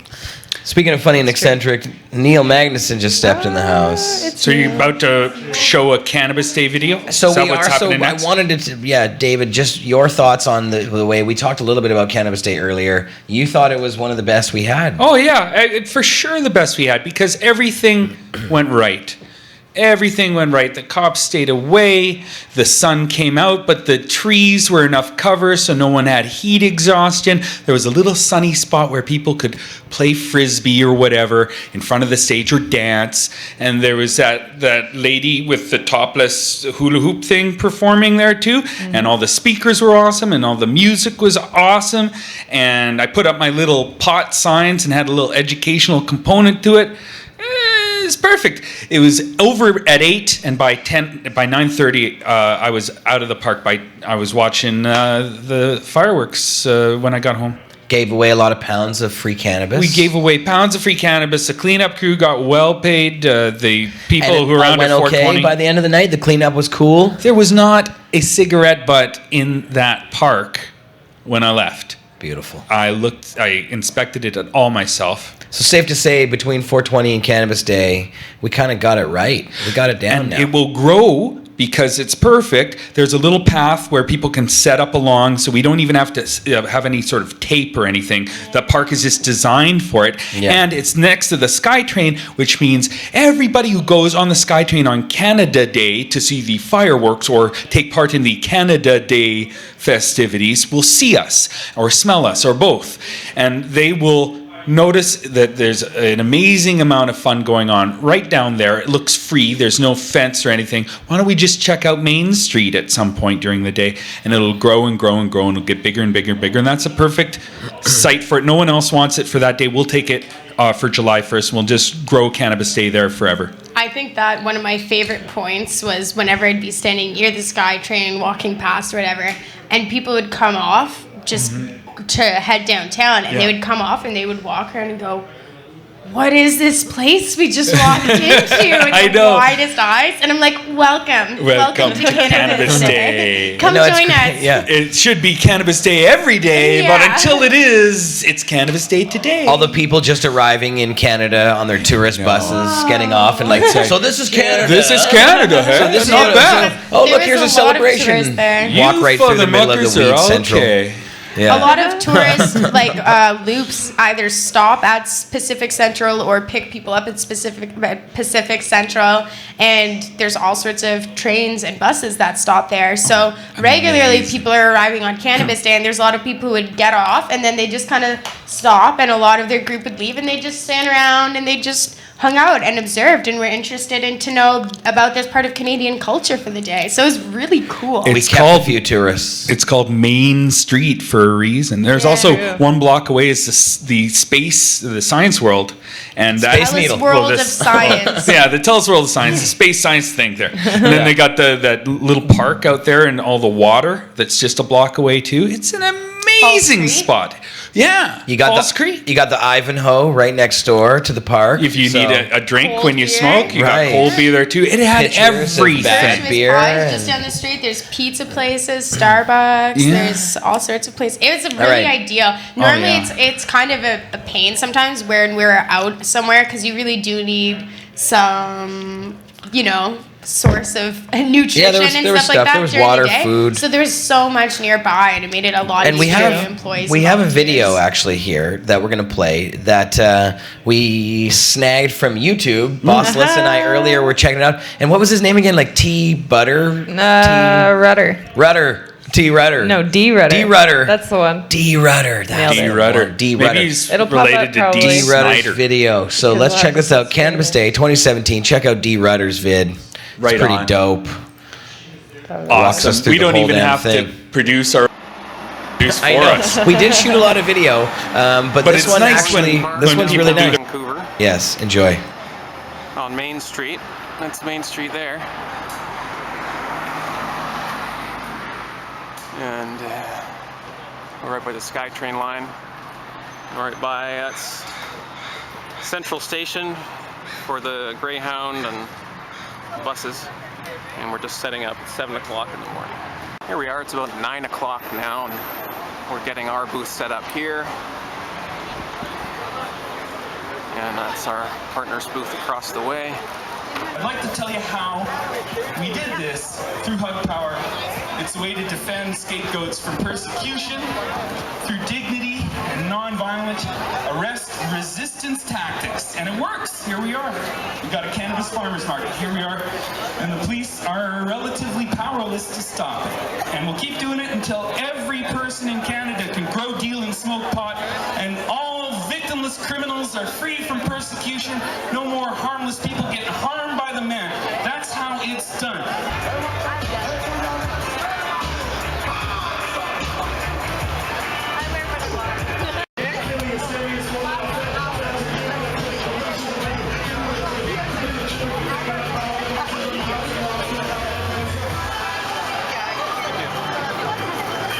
And this message is powerful, and it reminds me of the many years we've spent fighting against the demonization of cannabis.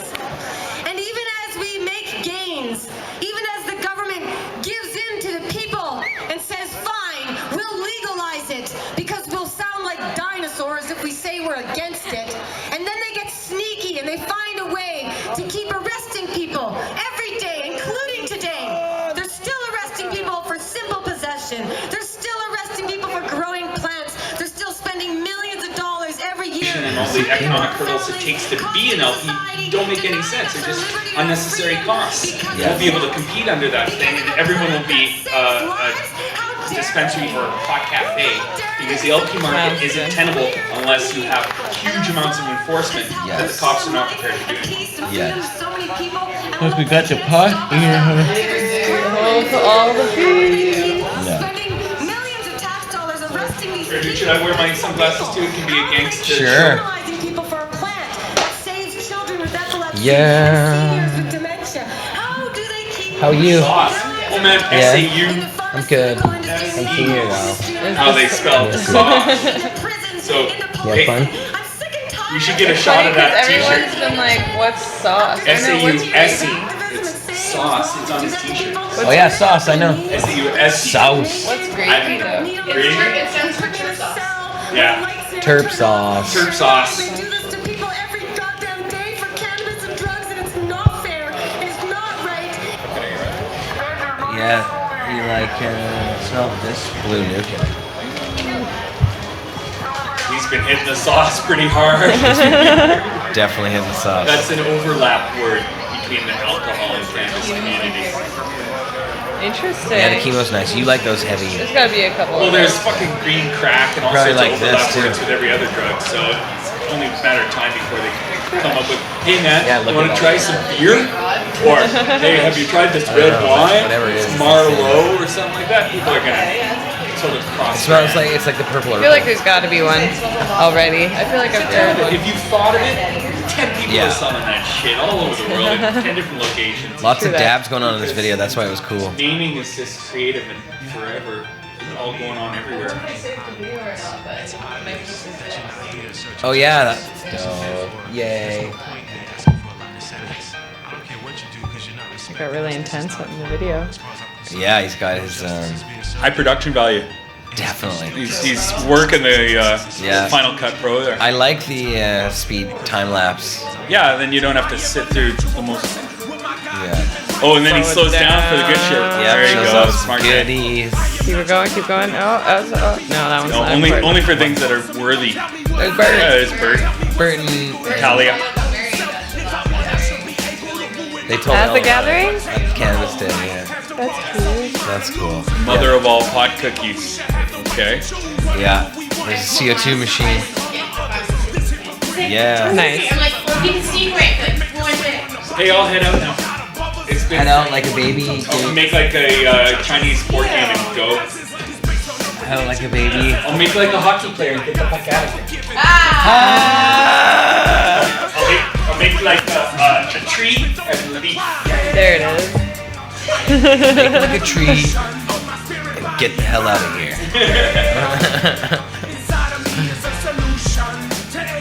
Biff Tannen style. Peace out. Peas. Bye, David. You didn't get to wear your glasses. I like your braids. You look like Olga.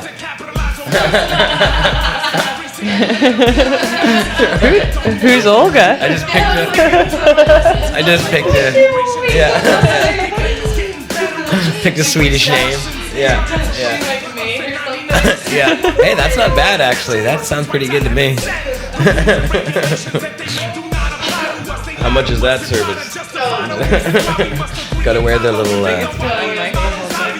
Oh, we're talking in the background. Hello.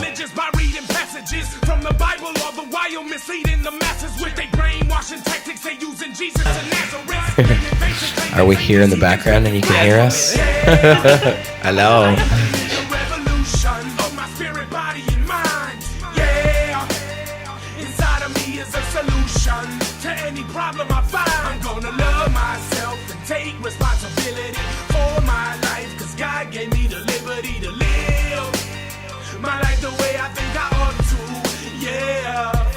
I am speaking on behalf of my people with no voice. Ain't no sovereignty or freedom, they leave us with no choice. Yet they claim this liberty, but I say it's quite contrary. Take a look at history, you'll see that they ain't fighting fairly. Ain't no thinking differently, you gotta pay the price to vary. Tell me why the government doesn't give gays the right to marry. They got no right to tell you who you not allowed to love. I reiterate, religion states you're not allowed to judge. Yet these Christian politicians call us all a bunch of thugs. They hit us with a sentence for a small amount of drugs. It's funny how they keep liquor and tobacco legal, yet they take more lives together than ecstasy, crack, and needles. And the weed and shrooms that we consume are not actually lethal, but the government will ban it if they cannot tax the people. To me, the reason for the war on drugs is more than obvious. They profiting by stopping us from exploring our consciousness. Yeah, I am leading the revolution of my spirit, body, and mind. Yeah, inside of me is a solution to any problem I find. I'm gonna love myself and take responsibility for my life, cause God gave me the liberty to live my life the way I think I ought to. Yeah.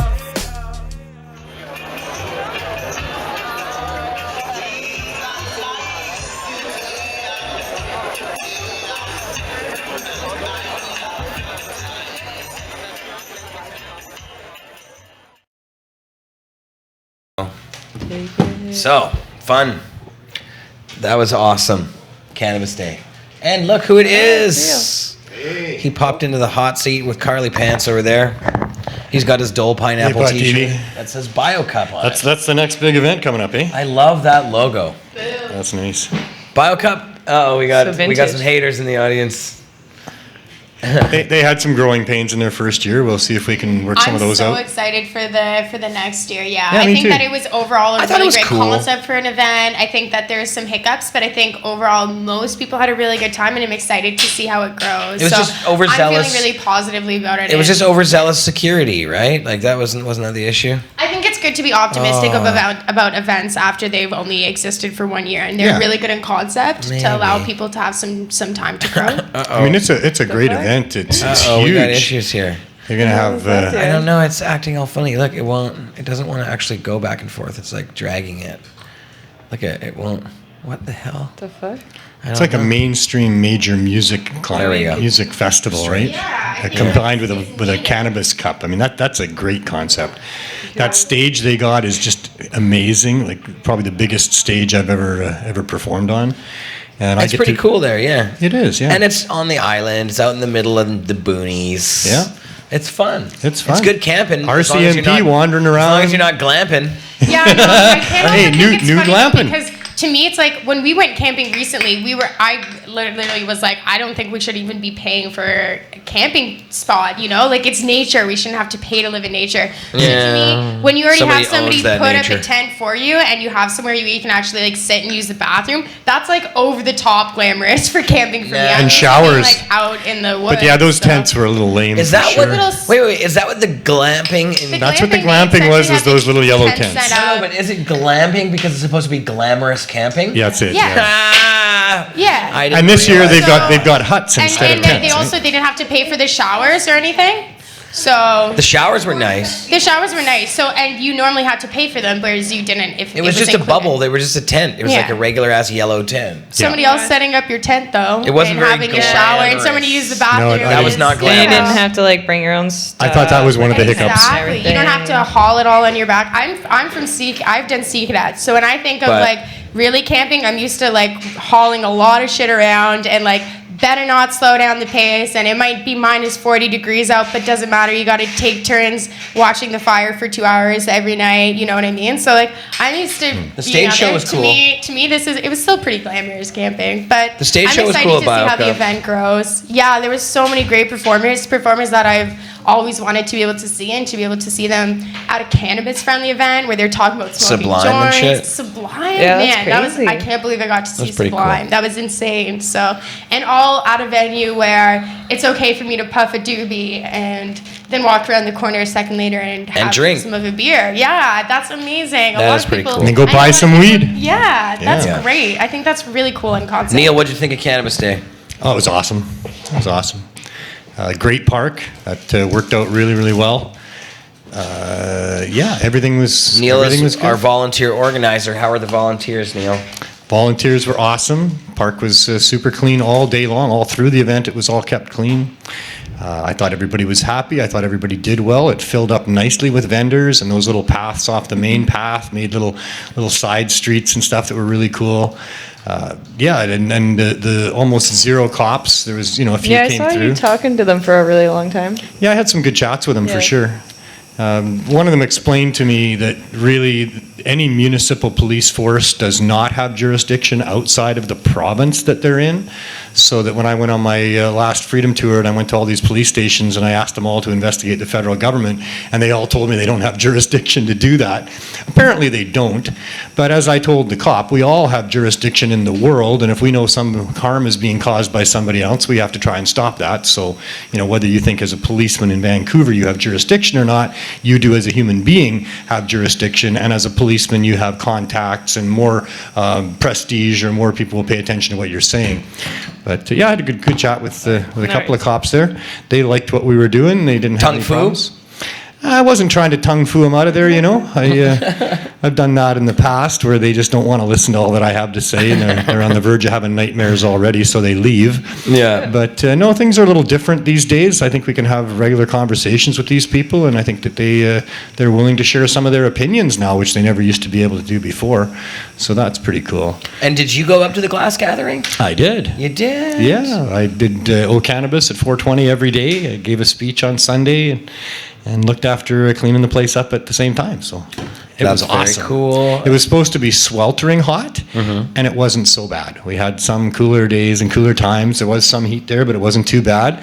Bert and Talia got married in Pemberton up there and had a reception at the Glass Gathering, and that was awesome to see that wedding take place. They were engaged at the Glass Gathering a couple of years before that, so that's very cool. That was really special. I got to be Bert's best man, and that's really cool too. So Ashley was also there. Did you want to say something about the Glass Gathering, Ashley? Here, I don't know if we could switch maybe you should go find a way to go over there. We could move the cam here. I got the bud cam, or you could go over there. Yeah, maybe you want to come and squeeze into the shot. We could get you to squeeze in there, Neil. Yeah, there's their space. I'll move over. There you go. Hey, Bot TV. Ashley. I'm actually looking for. Do you have a tip there, Alyssa? No, she's looking for the tip. Just the tip, eh? Just the tip. Do what you will with We got more than that. So. Yeah. Glass Gathering. I'm actually wearing. Ashley goes every year. 2 pieces that I got from up there. This one is. I don't know if you can see it. What'd you get? There. This one is a Gibby. So Oh, nice. throw in there. Damn, looks beautiful. Beauty. Very nice. Very nice. This one's an Apache. Beautiful. Nice. Oh, that's fucking dope. Nice. So I got some other stuff. Lots of good gear down there, up there. Yeah. In there. Oh yeah. Yeah. Yes, we were looking at the attendees. Yeah, no, there's amazing stuff this year. Actually, one of the cool things is they had the glass games. Oh yeah. And everyone that competed, the collabs were amazing this year. My favorite is the glass shot put. Or the glass discus. So they throw a big piece of glass. You really break a record. Wow, nice. Record breaking. Yes. So what are the glass games, Ash? What is that all about? So basically each day they had certain times, and they were like, Grudbeard would say, you have this much time to create this with a partner or something like that, right? So I mean, there was a lot of different prizes that people did that way, and then the prizes for the Canna Cup were amazing as well. They were like these beautifully blown, they looked like trees, almost like tree houses. Did you see those, Neil? Yeah, they were gorgeous. Done by Redbeard. Cool. Nice. The beard. That was the winner? Was Redbeard? Redbeard won his own. Redbeard won best glass. Actually, it's really funny. So other people voted on it though? Yeah, everyone could vote. He can't enter his own competition. Well, no, I mean, it was people that, like, he put the glass out. Like, it was basically, like, anyone could vote on the glass. There was a big glass tent from Hempy's, actually, this year. That was really, really cool, too. That was a new addition this year. Hempy's completely built, or I'm not sure if Hempy's built it, but there was a whole glass shack that was, like, completely devoted to all of the glass pieces instead of just having it on this big table where it's kind of precarious. You've got, anywhere between, I'm guessing, $10,000 to $50,000 in glass on this table, and it's kind of not the best thing. $8,000 there. This year? Yeah. But that's what I'm saying. This year, we're lucky that we had the tent, the actual place to put the glass, because it was a lot safer. Coming on back. I will say that when Redbeard won his award, he presented it to himself, shook his own hand. Yes, that was great. Awesome. That was probably one of the best things. That's pretty hilarious. And Vice was up there this year too, which was amazing. That's very cool. Yeah, so lots of coverage and things getting done. And the Glass Gathering, I think they're actually looking for a new venue for it because it's growing so immensely large now. Some psychedelic consumption, I heard. No, there was no second. Redbeard asked that everyone behave themselves this year, and I have to say, out of all the years that I've been there, this year was very, very well behaved. Awesome. Friday and Saturday night were very quiet. It was a beautiful glass gathering altogether. Amazing, like I said, amazing collabs that were done. Cool. Lewis Wilson, I think his name was. He came up, so that was really cool too, because Redbeard learned from Lewis Wilson, so it was really amazing. He brought up these little sculptures, and a lot of people got these carb caps. It was really, really cool. Cool. Presented Redbeard with a big hat. That was awesome too. Yeah, I remember that. Yeah. The camping is so awesome up there too. Yeah. Mosquitoes.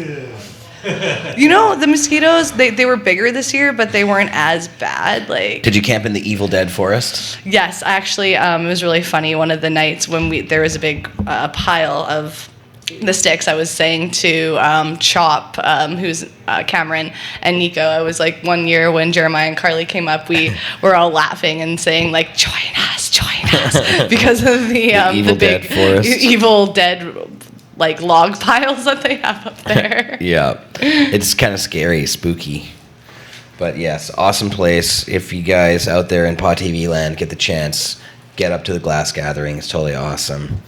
We don't have any videos of that at the moment, but we should have thought of that. Maybe Monday, Celeste got a bunch Monday. of footage, and she should be sending that to me. I knew she was there all weekend getting coverage of that, so I'm sure she'll be able to give us lots of details on the show as well. So part of our summertime themed show that we're going to be doing. Yeah. And Carly and I went on a dab venture this weekend. Yeah. Tell them about that, Carly Pants. We went to Sugarloaf. Yep, Sugarloaf Mountain in Nanaimo. It's like And we us camped and- there. Yeah. Which you're not really allowed to do, but we did it anyways because it's so fucking dope. Wait till you see the videos of this place. I have It's unbelievably some awesome. How issues incriminating. paying for camping spaces because, like, I mean, I don't know. I feel like you should be able to sleep in nature and it shouldn't be that much of an issue, especially if you don't leave a mess. And I think most campers generally try to, I think it's the day trippers that usually leave a mess. I think the campers who really want to spend time in nature usually leave it cleaner than when they got there. Yeah. So We're not a bunch of crazy drunks. Yeah, exactly. We're pot smokers. Well, we're quiet drunks, if anything. Yeah, we're you know? Some of us. Some are a little louder than others. Well, there's a reason I didn't want to be at a campsite. And I also hate when somebody buys a piece of property and they're like, how many RVs can we shove into this space? Because that's just, that's not camping to me. As I said, I like to like be out there when I'm camping. So I was like, let's just find somewhere to go camping. And since I know Jeremiah grew up in the neighborhood and knows it really well, we just drove around when we were getting high, and it was fun. he ended up taking me. We went to a few different places. One of them spooked me out a little bit too much. And then That was it too Evil Dead for Piper's you? Lagoon. It was. It was. Was it the beavers? It was beavers and Evil Dead. There was a couple times it that was he wild joked animals. about beavers, and I'm like, why It was would you think I could raccoons. sit near here after he made a joke about beavers? She thought the raccoons were coyotes. I didn't think they were. You thought they were. I just told you they were. You told me they were, and then I booked. And you know what the weird thing about it is, it was such like an instinctual thing that when I'm in nature and someone says there's a wild animal, to react so much. But when I'm in the suburbs, I used to see coyotes all the time. Like coyotes would just kind of like walk beside my mom and the dog sometimes. I know. So I'm not even I that saw one scared driving a of bus the other coyotes. day. It was more just. It's kind of like. It's kind of like when you stub your toe and it doesn't really hurt, but you say "ow," you know.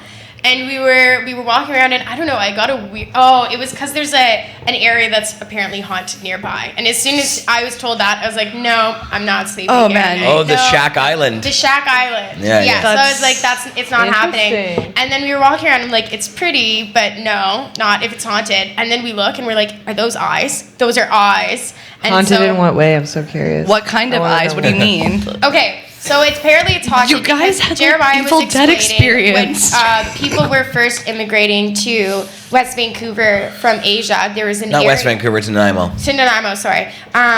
To the West Coast, I meant to say. Yes. From Asia, there was a little island that was just off of Vancouver Island, really small area. It's like a lagoon. So Yeah. there, when the water goes out, it isn't an island anymore. But when the water comes in, it is an island. So every time the tide goes out, you can go and walk right up onto this place called Shack Island, which contains all these shacks that were built by Chinese settlers like 150 years ago or something. Whoop. And now Pressed it's the all wrong button. abandoned and apparently Yeah. haunted. And he's I don't know about haunted, but Even you were like, no, I don't know, it's pretty creepy. There's no such thing and as you're haunted. never, you always How say, can you say that? How can you say there's no such thing as haunted? There's no haunted. No, Come no, on. actually, There's no ghosts. for someone as spiritual as you, Right? I don't how do understand you it. not It doesn't believe make in sense. something that's not the haunted? same thing. Energy doesn't get just get destroyed. That's a scientific fact. But Yeah, anyways, before we well. get into all the spiritual discussions we could potentially do while stoned here on Pot TV, we'll call the Ghostbusters. that already kind of put a weird feeling, and then we Peter turned around, event we then. saw the eyes, and then I was like, okay, well, we should go. You started booking But it. what kind of Well, no, eyes? They were Human just such eyes? tiny little glowing And she dropped her eyes on the glasses. ground, and we Or heard a like- weird sound, and we were like, maybe it's a dog, maybe it's something.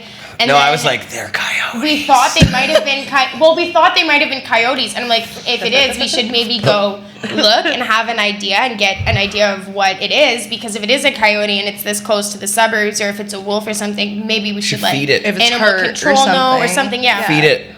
Yeah, for Throw- sure. throw Definitely some bread. feed it. Just point in the direction of No all need the us, we local have like bread. house cats, you know, because it's so Yeah. good to have Throw out coyotes some in the fresh meat. suburbs. Anyways, It's got a taste for blood now. so we were like kind of went just the slightest bit closer to check it out, and then he was like, "It's coyotes," and that was it. I was gone, and I don't run. She but was I inside the ran. car in like less than 30 milliseconds. And I'm like, I'm standing at the car. He's like, "What are you doing?" And I'm like, "Go, go, go!" He's like, "What did you drop?" I'm like, "My glasses. It doesn't matter. Go, You said to go, pop go, can. go!" I was so scared. Start I don't the know car. why. We had to drive back to get her Exactly. glasses after. And then my we God. did drive back to the She's like, But I was what? like, not sleeping here. The energy is not But right. then when we drove back to get the glasses, the security guy was there locking the gate. And Oh. so that was good that we did get out of there, because he was like, would've locked I was you like, what time are they open in the morning? He's like, Locked in with the almost coyotes. So with the coyotes. God. You would have been trapped with the spot we coyotes. found was like the best camping spot ever. As soon as- it was as- pretty fucking amazing. As soon as we started pulling up, Jared's like, "Okay, so we have to be really quiet because all of the people in the neighborhood are protective of this spot and are aware people go to the spot because a lot of young people like to go here to People party take up there. mushrooms and acid." Okay. That's And what I was did like, the "Oh, first fuck. time I was up Oh." there taking mushrooms. I was like, "This It's is the gonna most be beautiful the spot. mushroom spot ever. Nice. Makes And- sense. Yeah, so I knew it was probably gonna be it. And there's like this little like stone staircase that you go up, and then it's like a wooden staircase, and there's some more like stones, and then It's you like a labyrinth. Yeah, it was, but it's a pretty clear area. So the more you walk up, the more the suburbs are right below you. But the more you walk up, the more clear it gets, and you go up. It's a little That mic's a mountain. little hot. You might want to Yeah, put just it's a little mountain. But as soon as you got to the top of it, you could just see like the moon glistening off the water and all of the houses lit up. And it was a quiet area, so you could see all the landscape. You'll see it in the really Dab Venture beautiful. video. Yeah, I can't wait to show it. It's really, really beautiful. And Yeah. we showed up at night, and there was a stupidly crazy full moon. It was the night before the full moon, actually, but the moon was insane for I two don't know nights if we in got a row. any video of that, did we? I did. Did you? I got some video. Good. I got some video on the ferry too, because there's all these BC fires right now, which are really tragic. But the moon was crazy, and there's this sunset, and everybody's freaking out because the colors were so insane. It had this crazy gradients to it. And as I was recording video, somebody pointed out that it's because there's this layer of fog over the province. So this From the forest fire. From the forest fires. So there's this weird green and glow that makes it turn from blue to purple to pink to orange. So it was this crazy sunset, but it was actually probably because of the fires. But I ended up getting a video of that. I'm really excited to time lapse that and show it. There you go. Very, very, Dab very Venture. beautiful views. Fun place to That's take fun. dabs. Get It was high. good. It was fun. Now It that was you fun. mentioned that, that's interesting because this year at the Glass Gathering it was like some of the most beautiful sunsets. And I was actually saying to Karen Jones, I was like, Karen, get outside. Oh my God, the sky is like bright pink. Freaky and colors, though, right? yeah, like these like cotton candy pinks and like intense blues 'Cause and the stuff forest like fire. that. And the West Coast is a little There was a different. forest fire that was just happening actually down the road. I felt really bad. People had to reroute, and they weren't able to go through Darcy because there was some really bad forest fires down that way. So hopefully everyone is safe.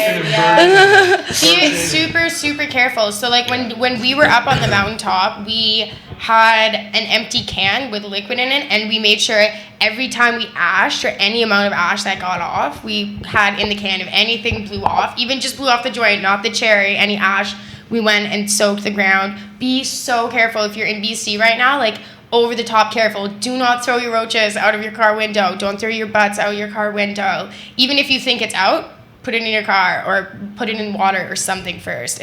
We have to be careful right now. Everyone who's smoking and toking, be super cautious. It's up to us to be responsible. Most of these fires get started by something that happened on the side of a highway or from someone camping. Don't be throwing your roaches. Yeah. Save your Yeah, roaches the anyway. roaches. It's better. Roll second generation joints. And then Bomb. third and then fourth. So, all right, we're gonna. Oh, I guess. Wait, did we have another video to play? I thought there was another video. What the heck's the video? It Oh, was there your is. conference, Right, Cannabis so- Life Conference. Right. So the Cannabis Life Conference, at the same time as the Glass Gathering was happening, and we were going over to the island and doing Dab Ventures, there was the Cannabis Life Conference happening. Yeah. And there's some great video up online of the Cannabis Life Conference over at Cannabis Life Network. They were there doing the filming of the whole thing. They're, I believe, related to the Cannabis Life Conference, Cannabis Life Network. It's probably related in some way there. Yeah, I think they. They put the thing on, or they Yeah. helped do it. Are they? But- I don't know about that. They're at it anyway. And they did a great job, and everybody was there. Craig hosted it. Jody spoke at it. I was on a panel. Everybody was there. It was fun. Freddie did a thing. Lots of cool peeps. Yeah, everybody did something. So you see there, we had our booth. We had our repping. booth there. We were selling boxes of joints. And they were popular. They allowed you to sell weed this time. We just didn't ask, and we just did okay. it. You just So- broke rules because that's what. Cannabis Actually, you know what? culture- We did ask, and set they were just like, gummies, too. they just kind of avoided telling us anything, so we're just like, okay. Let's do it. Yeah. You know If what? they don't ask, we were don't tell. Exactly. We were talking earlier on the Exactly. show about how hard it is to find like cannabis-friendly venues, and this isn't a venue where you can go inside and smoke. But in Vancouver, it isn't quite as essential as Toronto in the fall is to have somewhere inside to smoke. Right, you can puff outside. It was here so they nice had, out yeah, here. there's a place you can puff outside. It's like right near little little They were creek. really nice about It was it. We were beautiful. super nice about it, and they kind of turned a blind eye to a lot of things. So And that was at a major hotel. Huge hotel. They could have made a Great big job. fuss about the weed smoking going on right outside, but they don't even Oh, say yeah. a damn word. I'm pretty impressed Well, with that. Me and Kushmeat last barely year they went had outside the door, signs that said basically. alternative smoking area at the front. So Yeah. that was kind of funny. And That's it was cool. like 5 or 10 feet away from the door. And it was just like these That's big great. signs that were like alternative smoking. And I was like, this is pretty awesome. That is by the pretty water That's pretty feature. They're awesome. sending us to It was the water pretty I feature. think like 95% of smokers, whether it's cannabis, tobacco, or anything else, pretty much, usually generally try to be polite about their consumption.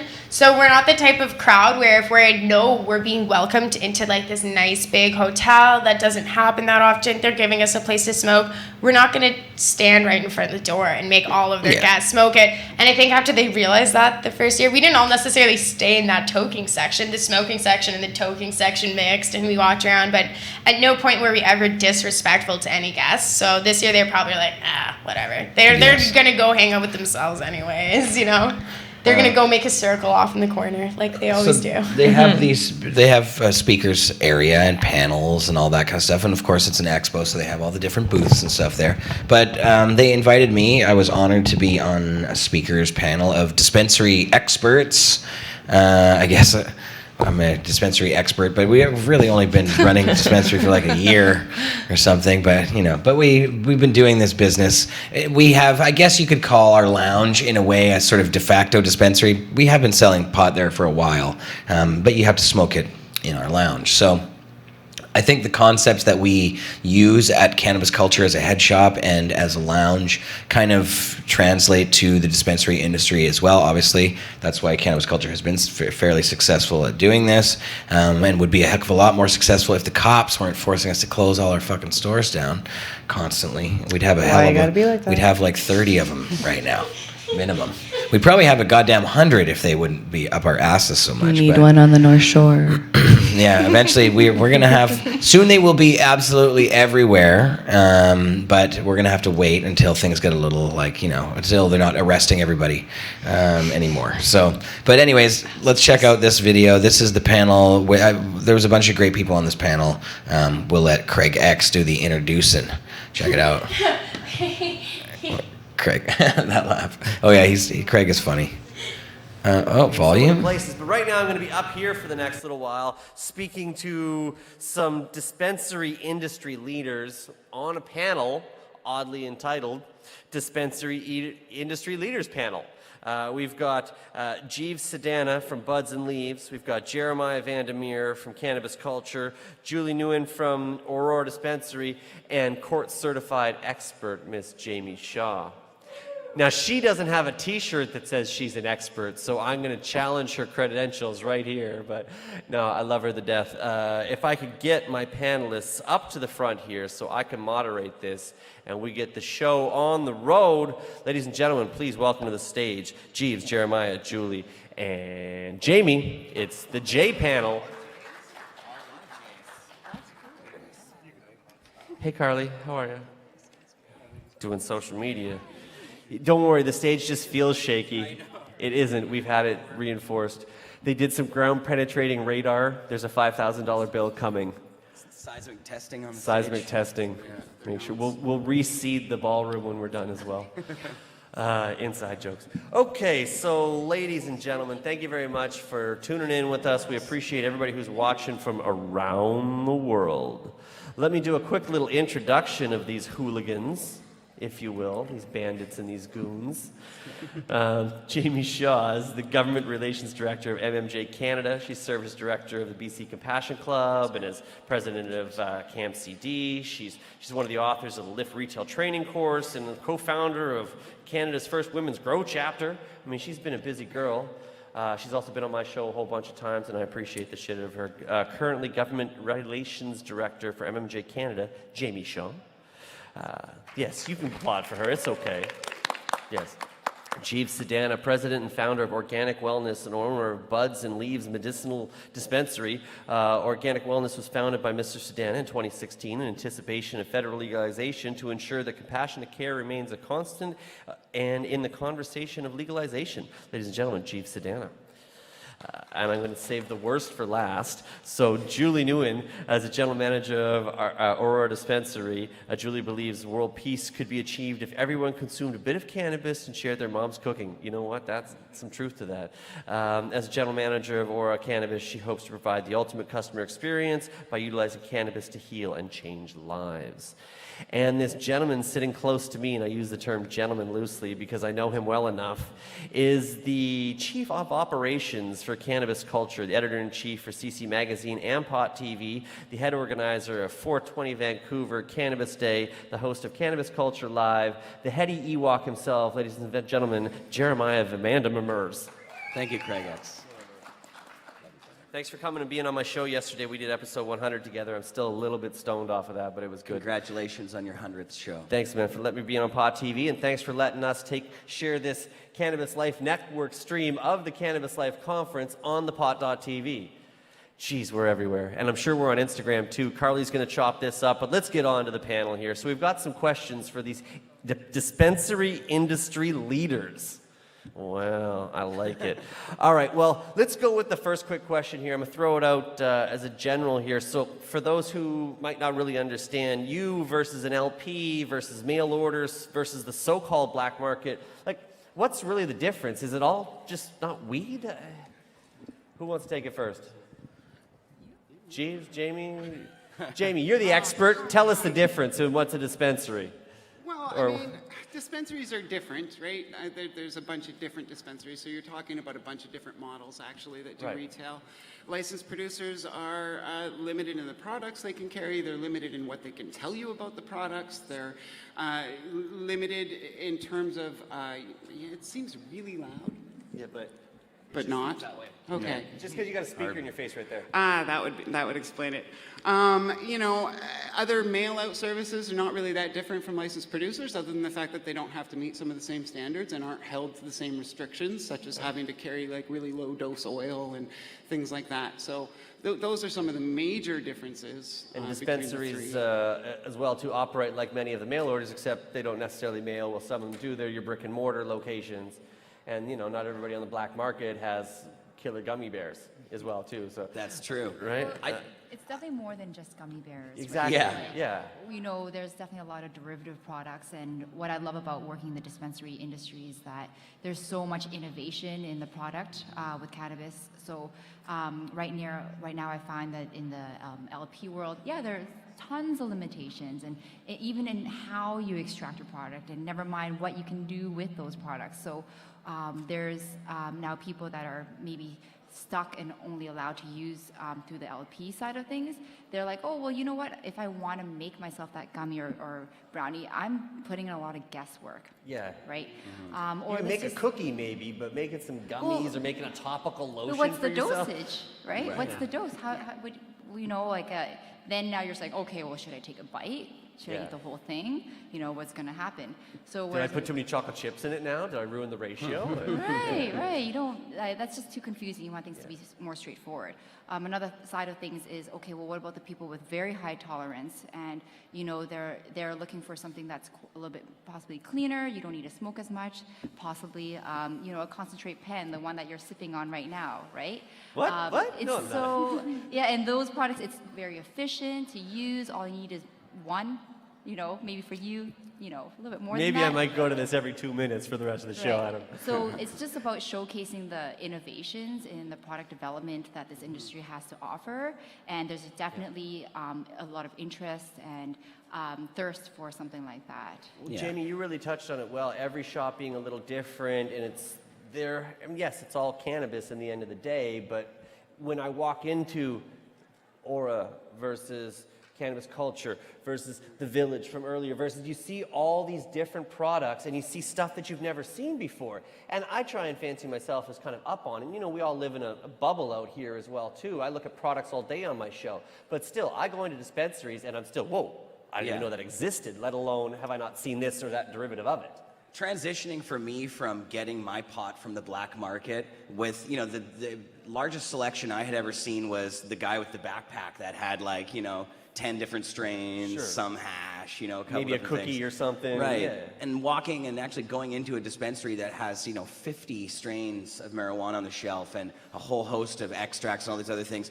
It's more than just a selection. What happens when you're able to see that and have access to those things, it gives you a type of understanding of the product that you weren't able to get by looking at all the products individually at different times. By being able to see them all there together and compare and contrast them, you learn a lot more about the product itself. And I think that's the other thing that you get from a dispensary that you can't get from the street or an LP is product knowledge. So the people there to help you and tell you about all of the differences between the strains, how they help people in different ways or how they're active in different ways. That kind of stuff, you can get some of that from the street, but you're not really getting that because you don't have a face-to-face interaction with a mail order business, right? So they can't really walk you through the process. Can't It's smell such a your huge bud element. Right. via mail, right? That's so important and so huge. I definitely want to echo what Mr. Vandermeer just said. It's the one-on-one. It's the investment we get to make into these people, into their ailments, into their care. And it brings it back to exactly what this industry was originally about, and that was compassion. So I feel like there's a disconnect there with online and ordering over the phone where we don't have that compassion, that one-on-one, that feel. Well, that's been downloaded to nurse practitioners and doctors that are just starting to learn about cannabis and don't have experience with people that have been medicating it for years. Right? You look at the analogy for a little while. We went from the pick up the phone, there was an operator, and then it went all automated. Now they're even starting to go back to I just want an operator again, right? It's the same deal. You want that customer experience. I as well, although I'm not sitting on the panel, I've been associated with a handful of dispensaries in town and helped some of them in the 2012, 13, bit of a boom up there start to come up with some of the organization. And it's exactly that. It's the patients coming back for questions and questions and being like, look, I need a cream. I need some help with trying to get something for my business to understand it. I haven't met somebody who knows, and I didn't know that this product existed. To be able to walk in the shop and get that, I think, is intangible and incredibly invaluable. It's a scary moment for some people walking into a dispensary for the first time and choosing to explore cannabinoids as an alternate therapeutic method.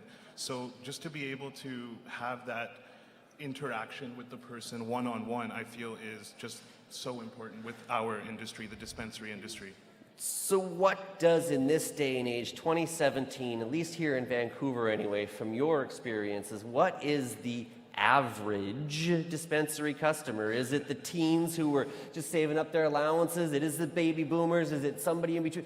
Yeah, right? It's do you everyone. Do you have a everybody. Do you have like a predominant group that you're starting to see emerge, or is it? Some dispensaries do. You know, the British Columbia Compassion Club Society, the demographic is significantly older. Right. MMJ Canada is a little bit younger, but it's still older than most people would think. Julie, what is it like up at yours? Because Aura is a Vancouver City licensed dispensary as well. Is that not as well true? Yeah, that's right. We got our business license last year, so never mind touting just that. We looked at it a different way when we looked at our mission and vision, and the problem that we want to solve was that there was a lot of people that possibly had a negative experience or have heard of a negative experience from someone that they knew. And we found that, you know what, there's a big group of customers that are not well experienced with cannabis. And so we felt that, you know, education was a huge part of it. Also removing the stigma was another piece of it. So establishing a very comfortable and normal experience. So you can like some people, the first time they step into a dispensary, they're like, oh, am I breaking the law? What am I doing here? Yeah. And so what we want to do is set the atmosphere and say, hey, you know what?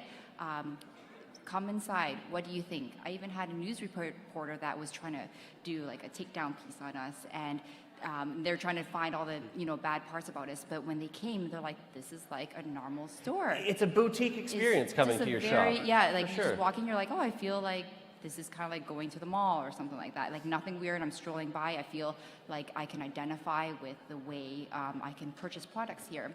So the demographic that we decided to kind of go forward with is something a little bit more, I'd say, like high-end.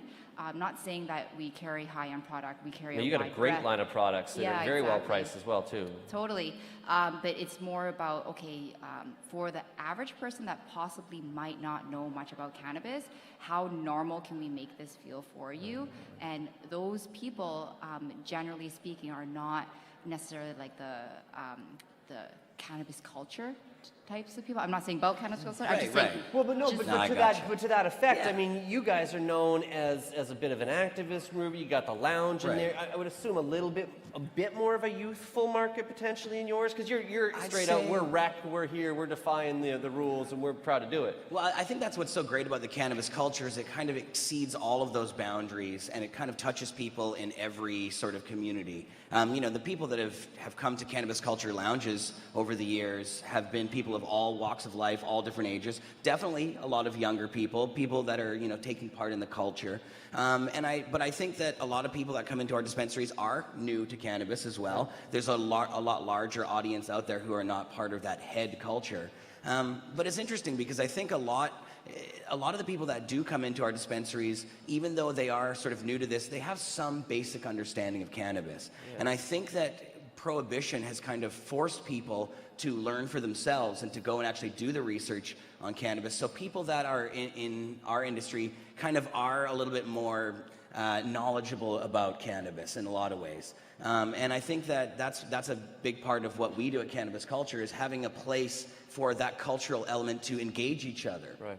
So the lounges, I think, are something that makes us very successful because it's when I think of cannabis and the production of cannabis, it's not just a product, it's an art form. And these extracts and topicals and all these things being made, these are forms of art.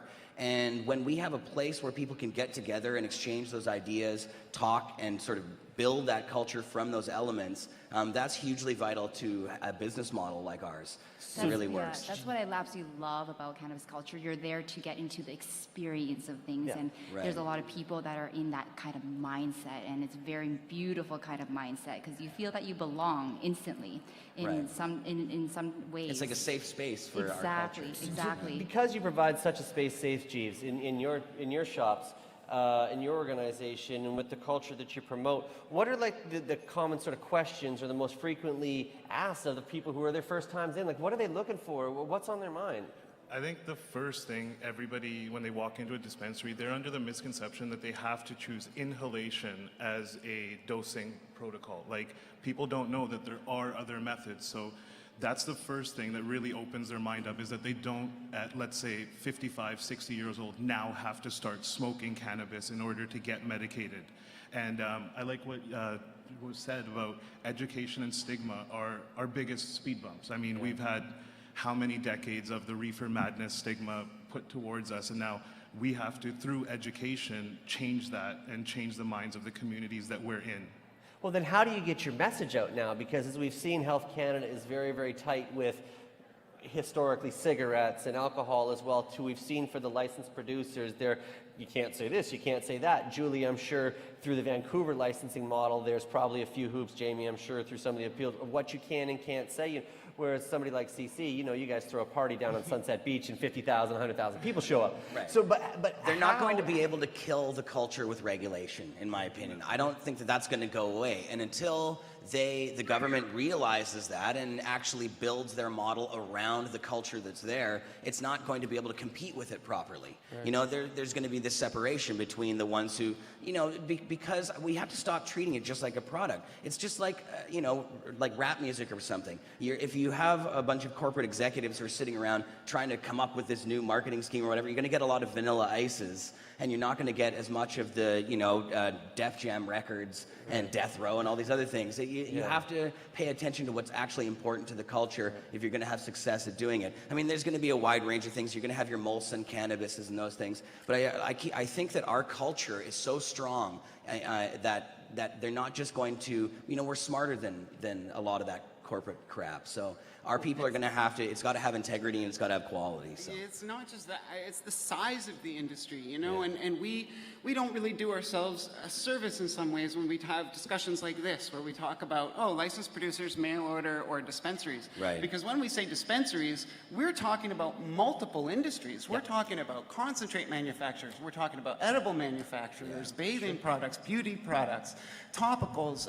I mean, it's huge. And dispensaries have been the face of that industry for a long time, allowing the growers and allowing these producers to stay quiet.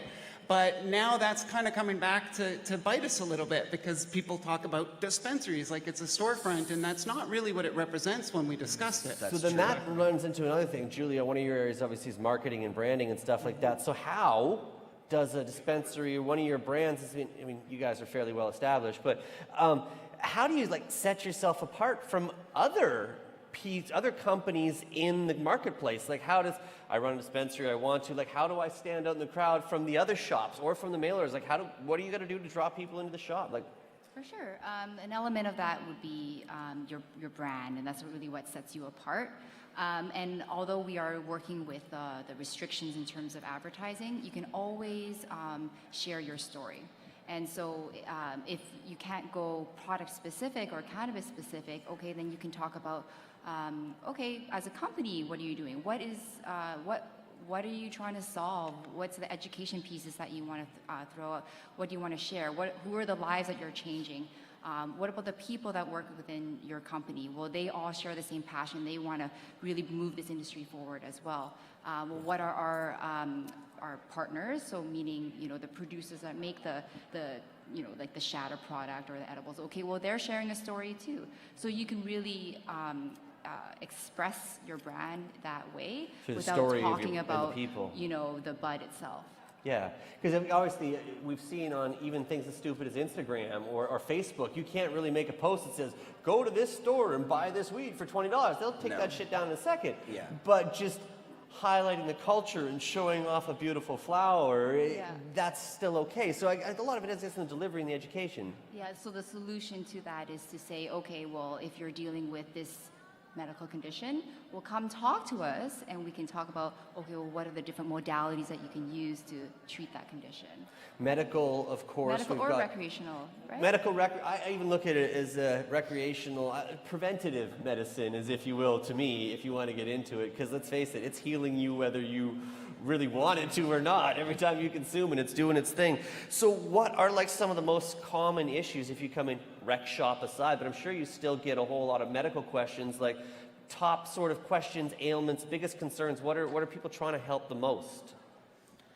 Just wanting to feel normal. Yeah. And that shouldn't be such a hard thing to achieve, is just to live your life at a state where you're not in pain, you're not in discomfort, and you have a smile on your face. People associate our industry with just getting high, but feeling good isn't a crime. We're supposed to feel this way. Yeah, right. We're supposed to, cannabinoids make you feel like a human, in my opinion. It just makes you feel great, and that shouldn't be anything that's stigmatized or looked down upon in any community. No, absolutely. So have any of you guys seen an uptick in customers since the legalization started being touted in the last little while? Are things getting busier? Are more people emerging out of the woodwork? Or do you think there's still a lot of people hiding? And what are you starting to see here? Well, lately I think that, cannabis culture as a dispensary is kind of new to the game, but over the years, just the amount of attention being paid to the cannabis community is exponential for sure. And it has increased the numbers. There's always been a fairly strong culture here in Vancouver, and I think that's one of the reasons we have so many dispensaries. They just don't come out of nowhere. There is a demand for all of these things. If there's 180 of them here, that's because people want them and are going to them and are buying stuff from them. So, yeah, there are a lot of customers, and I think as it becomes more normalized, there are a lot of people I talk to in the dispensaries and lounges who feel more comfortable coming into a place like that now. Where before, they might have been a little hesitant because they don't know what's going on in there. It's a little, it's a little more underground and those kinds of things. Well, and that speaks to my next question then, of course, the neighborhoods, local communities. You've obviously got businesses, you've got residential areas. I've been to your shop. You go, obviously there's no schools within 300 meters, you wouldn't have got your permit. But, for fuck's sakes. But still, there's residences, there's people in the neighborhoods, and not everybody is as cool as all y'all are for being here, right? What is the community, in your experience, starting to see? And Jamie, obviously you've been to 1 million appeals hearings and board of variances. Are we seeing a shift in the community culture as well, too, outside of, or? You know what? It's very specific to the neighborhood. Certain neighborhoods are just dead set against it ideologically. They don't have much experience with it. They don't want one in the neighborhood. A lot of business improvement associations have been kind of taking that attitude as well, which is strange because other ones don't. Other ones are actually very open to working with dispensaries and would love to. Davey loves us. Davey loves you. Kingsway. Well, so Kingsway, where I'm in, it's called Little Saigon, so it's very like Asian, traditional, conservative. But the thing is, what I find is,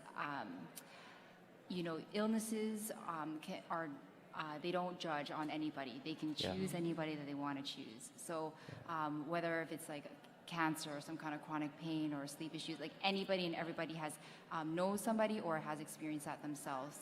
So as more research comes out to say, hey, you know what, these are the medical benefits that can treat these conditions, then it becomes personal. You're like, all of a sudden, it doesn't matter. I'll do whatever it takes to help my mother because she's the one that's dealing with cancer, and I'll look at any avenue.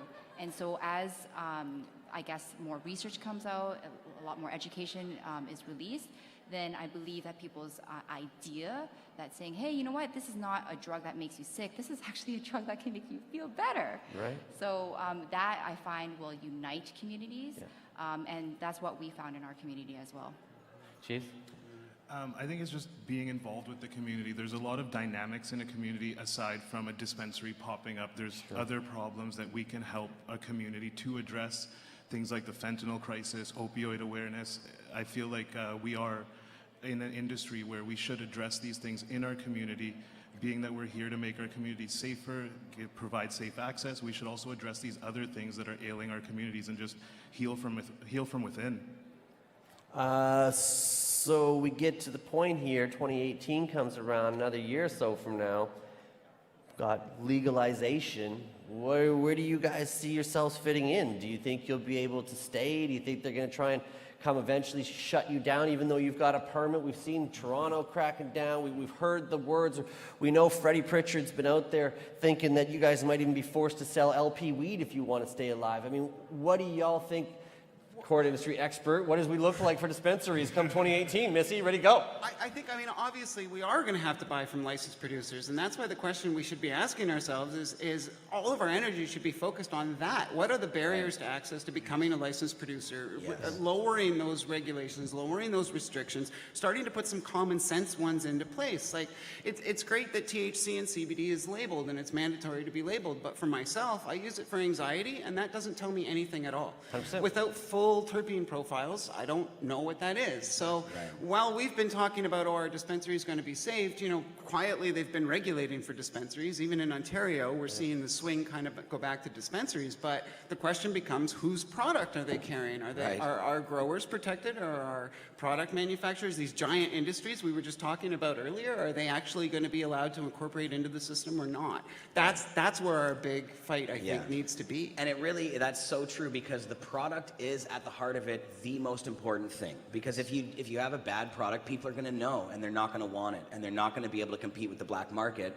unless they have a good quality product. Because you look around, I mean, the cops can't arrest everybody, and they've already basically in places like Vancouver said they don't want to anymore. They've given up the fight. So unless the government does come up with something that can actually compete with that, or unless they want to go and enforce all those laws and shut everybody down, they're going to have a hard time. So it has to be built around what's there now. They have to open up the LPs. They have to be open to everybody. Until everybody's allowed to become an LP, it's not going to work.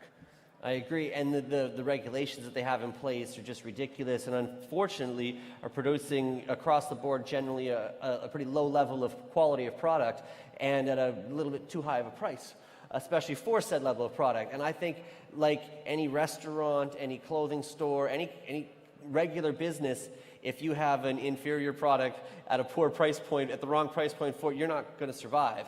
And I think that it's quite shitty that the solution is, well, we force you to buy from here. I'm completely with you, Jamie. They do need to change that and make it more attainable so we can have some microbrewers, we can have the Chat Jackets out there, and the folks who know how to grow really, really good weed can come in and say, look, my end product has never harmed anybody. It's never going to harm anybody.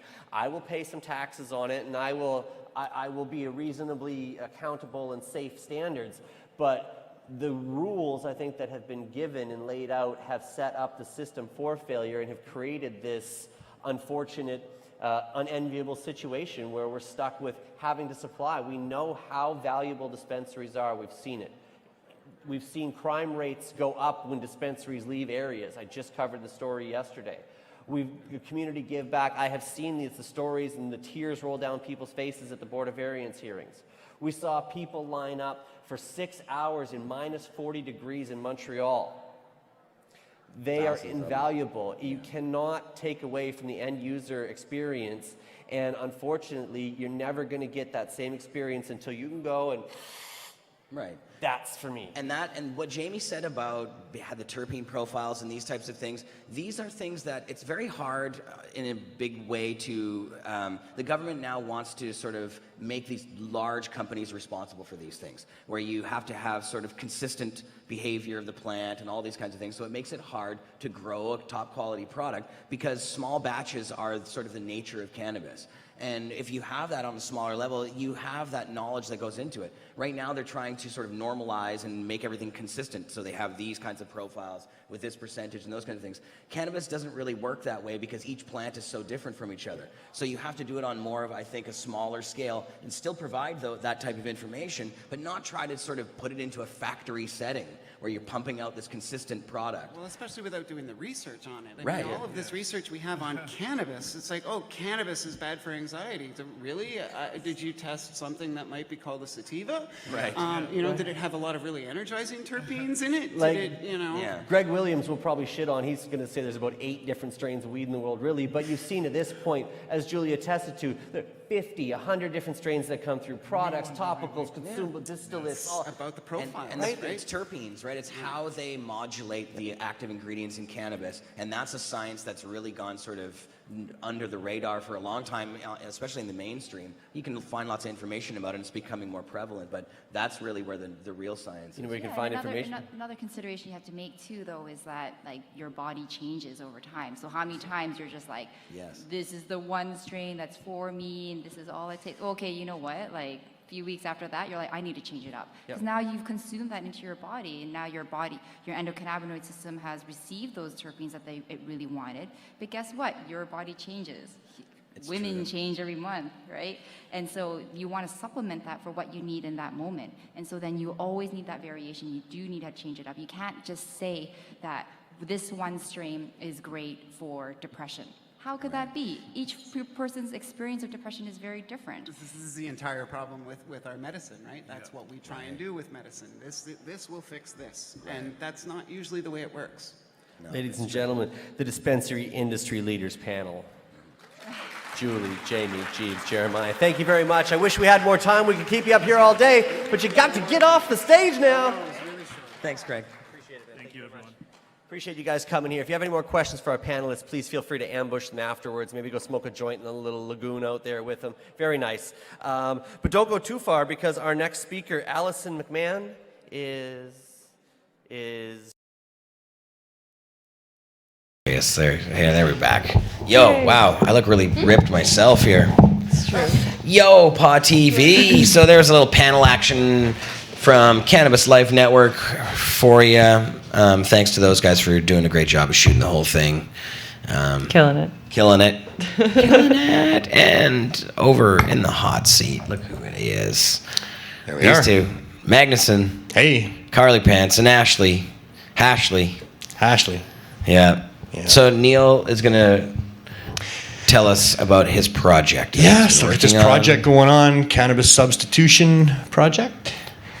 And love we're that collecting brochure. donations from anybody who wants to help. The cannabis community has really kicked in and is starting to do this. They announced today that the overdose deaths are down this month. Last month, they were down on the downtown east side, but they were still up in the rest of Vancouver. We've given out tens of thousands of dollars worth of edibles and joints, seeds, caps, and we're making a difference. So Awesome. very, very happy about that project. You can find us on Facebook at the Cannabis Substitution Project, or message me and let me know what you got going on, and we'll help you help out, because we're saving lives with this project, and that's very, very exciting. So. It's a lot of cool work you guys are doing there, Neil. It's a great concept. It had to happen. I mean, with the overdose crisis the way it is, and me personally, I know that cannabis can be an effective substitute for opioids and other street drugs. We learned that at the herb school. So it really had to happen, and it's just beautiful the way that people are helping and donating to our cause here. So if you want to read some of the science and research that actually goes behind that, there is some. Oh yeah, lots. And yeah, there's a bunch. And you can find it actually in an article called The Gateway Out. There you in go. Cannabis Culture magazine. I believe it was our second to last issue that we published. The ever. penultimate issue. Yeah. And well, in 2009, I had the Drug Users Gateway Out project going on with Van Du. Maybe that had something to do with that. Yeah, this was an article by a writer named Julie Chadwick, who is a very talented writer, good friend of mine actually. But she wrote a brilliant article looking at the research that cannabis can be used to get people off of heroin. So nice. Yeah. Yeah. In 2009, like I said, I did have. We spent 3 weeks. I had an office at Van Du, and we were dispensing cannabis to people. I was having them sign a medical autonomy release form that claimed their own medical autonomy. But the lawyers for Coastal Health shut us down. They threatened Van Du with pulling their funding, and they made us stop doing that. Now we've been running for almost 4 months now at Van Du, right in their main lobby, giving out copious amounts of cannabis. And I'm daring them to try to stop us at this point, because this is the right thing to do. And if they want to try and stop us from doing that to protect their pharmaceutical substitution strategies, well, we'll make a big media fuss about that for sure. I don't think they will either. No. But yeah, they have been our enemy in the past. Certainly they're the reason there is not edibles and dab lounges in dispensaries, and there should be. And I think that this project will help to facilitate getting those back. Right. We need more lounges everywhere. Yeah, I mean, people can't consume in public with the stigmatization that's there, and they're still arresting people. Yeah. Many people that can't consume in their place of residence, especially tourists coming in, can't consume in their hotel rooms and stuff. So I thought that dab lounges and dispensaries should be mandatory, not banned. And they've got to rethink that one for sure. And same with edibles. Edibles is such an effective way for many medical people for dealing with their conditions. Joints don't work for them as well. Caps work, but not the same for a lot of people. Edibles are much more potent. They last much longer. People like their edibles. So for the city of Vancouver to ban edibles on behalf of Coastal Health was also very bad. Yeah. And I'm hoping this project will allow for edibles to get back into dispensaries so people can have easy access to offset the use of opioids. People want their edibles. Neil, a lot of people don't realize, but a lot of the time the caps have like a very concentrated cannabis oil. So some people who find that just taking the caps doesn't work as well for them will pop it open and then put it on some sort of food, and it's pretty much the same as any cannabis oil. You could break it up and mix it with some olive oil and then put it on a salad dressing or something. So just if you come across people, if anyone watching has access to caps but don't find them as effective as edibles, anytime you ingest it differently, like a sugary edible versus a very buttery edible is going to affect you differently because it's absorbed differently in your bloodstream. Should be consumed with food. Yeah, so some if people, fatty substances. Exactly. And if you're taking a cap, you should, you either eat it with food or you can pop it open and put it on food and see how that affects you. Cannabis science, ladies and gentlemen. Awesome. Look what time it is. We've almost done 3 hours of this. What? Jesus criminy. Wow. That's been 3 hours of a lot of doobies. A lot of joints. Those bags aren't empty yet. Fine bags of marijuana. Yeah. Should we show off a little more on the cam just for the sake of fun? Purple candy I'm rolling out. Oh, It's yeah. the process. Oh, the purple candy. Here's This the one here? bud cam. We don't call- We don't call this pot TV for nothing. It's not TV, it's pot TV. It's my favorite. That's one of those Purple things candy. that it's like a word that you don't hear, and then all of a sudden you hear it all the time. I'd never heard that. I hadn't ever heard that slogan. It's not TV, it's pot TV before. And now I've heard it once, and it just keeps being heard again and again, and it makes me so happy. I love it. Pot TV is the best TV. That's nice. Yeah. Yes. Okay, and let's show off the Grape God here, because this is just... Which one's that one? The Grape God. Ah, Grape God. Oh my God, it smells so... Smell-o-vision. Yeah, that's what That's what we really need is smell-o-vision right here for this stuff. Stuff looks so good you can almost smell it anyway. Grape God. I got the Grape Crush. So many grapes. Ooh. There's a lot Grape of the balls of purpling fire. terpene in the air right now. Yes. Yay. Yeah, there's that one. Smells like weed in here. That smells so good. Look at What this. else is new? Focus. Bam. Oh, this is the Grape Crush. Mm-hmm. Oh man, that's just so nice. Oh, the purple candy smells so good. Makes my nose feel Beauty. I could almost smell it just Look at how looking you at can it. almost see the purple. This stuff's really purple. Yeah, beautiful. All right, well there we go. Admiring buds. Hey. Oh, what We up? see bud gals in the house. What's up with you? Back from You're the so glass colorful. gathering. We were already talking about you on the show. Forest! Oh, there's roaches. A forest. Yeah, watch the roaches. There's a roast infestation. How are you? Oh, it looked like I just came from the forest. You look like you just got off the beach.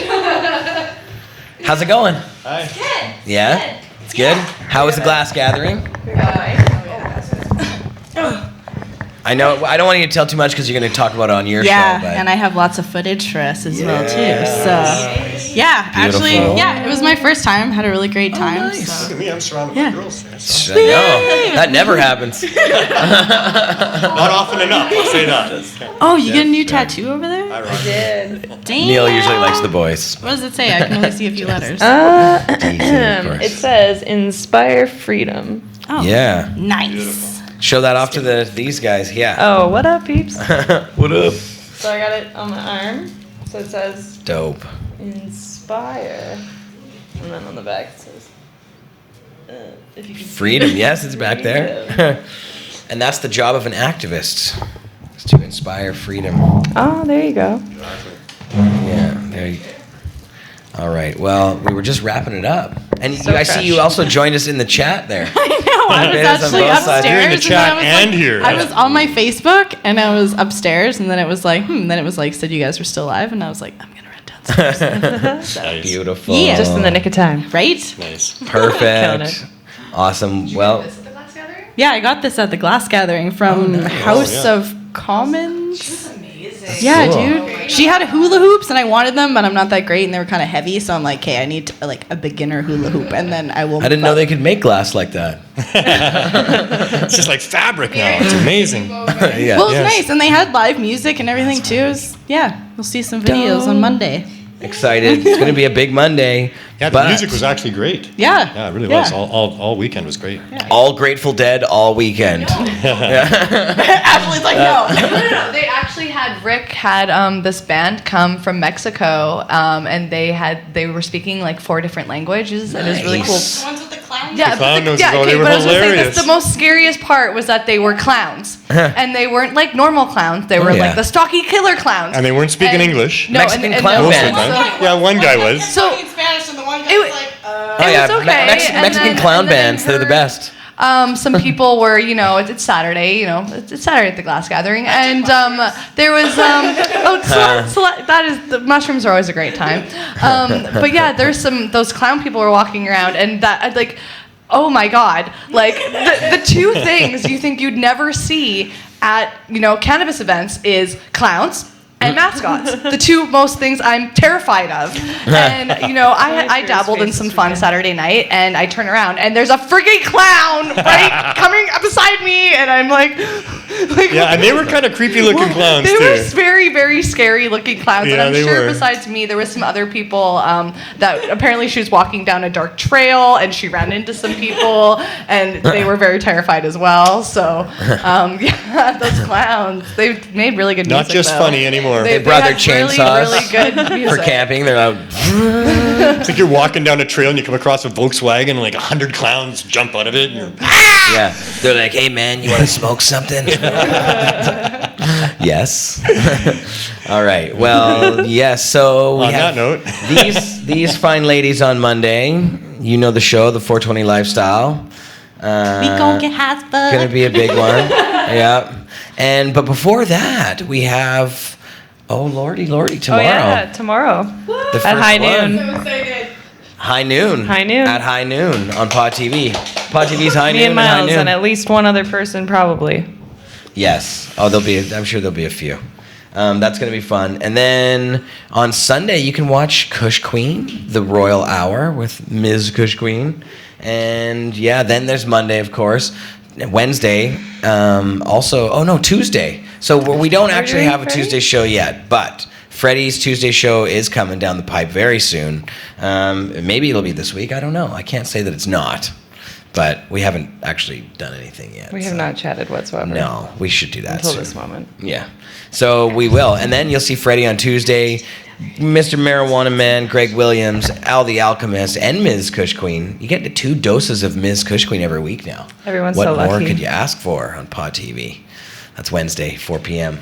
Thursday, Mr. Expert Joint himself. You already saw a little bit of him today on Thursdays. And that's the full lineup every single day, 7 days a week, right here on Pod TV. And we'll be back again next Friday, I think, unless there's something going on. What is Oh, next yes. Friday? Also, this Saturday at Puff on Granville at 7 o'clock, there's the Aaron Culprit Glass Show. Cool. So I'd spit that out before we. There you go. Nice. Who was that again? Aaron Culpert. Cool. He's from Kelowna. And where is the spot that it's at? It's at Puff on Granville at 7 o'clock. Granville Puff. Tomorrow? Yes. That was Very really loud, cool. sorry. Dope. I will be there. 7. Sorry to be aggressive. 7 p.m. Where? Who is it? 7:10. 7:10. I have no idea. It's Puff on Granville. Puff on Granville. It's a little store there, actually. It is. All right, ladies and gents. See some Oh, Henny the glass? joint. So, yeah, come visit a cannabis culture location and get some fine marijuana. You can get the new packs of joints at most of the cannabis culture locations, most of the ones here in Vancouver anyways. And, yeah, it's good to take down to the beach, man. You know, it's funny because It's like a day's worth of joints. I was like, packs. You know, I was thinking about them. But now that I have them, they're so easy to smoke. I'm like, just give me a pack. It's just so easy. It's like, they're the lazy man's way of smoking pot. Pre-roll joints True. are the bomb. Like, they're really a hit in Vancouver.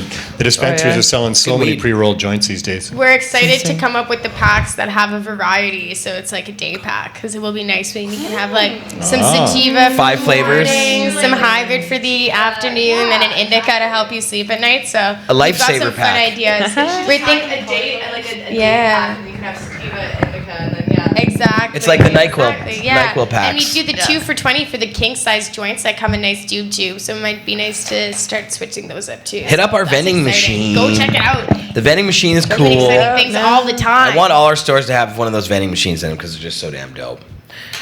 All right. Literally. Yeah. All right. Thanks to everybody for coming on the show. Bye, ladies and germs.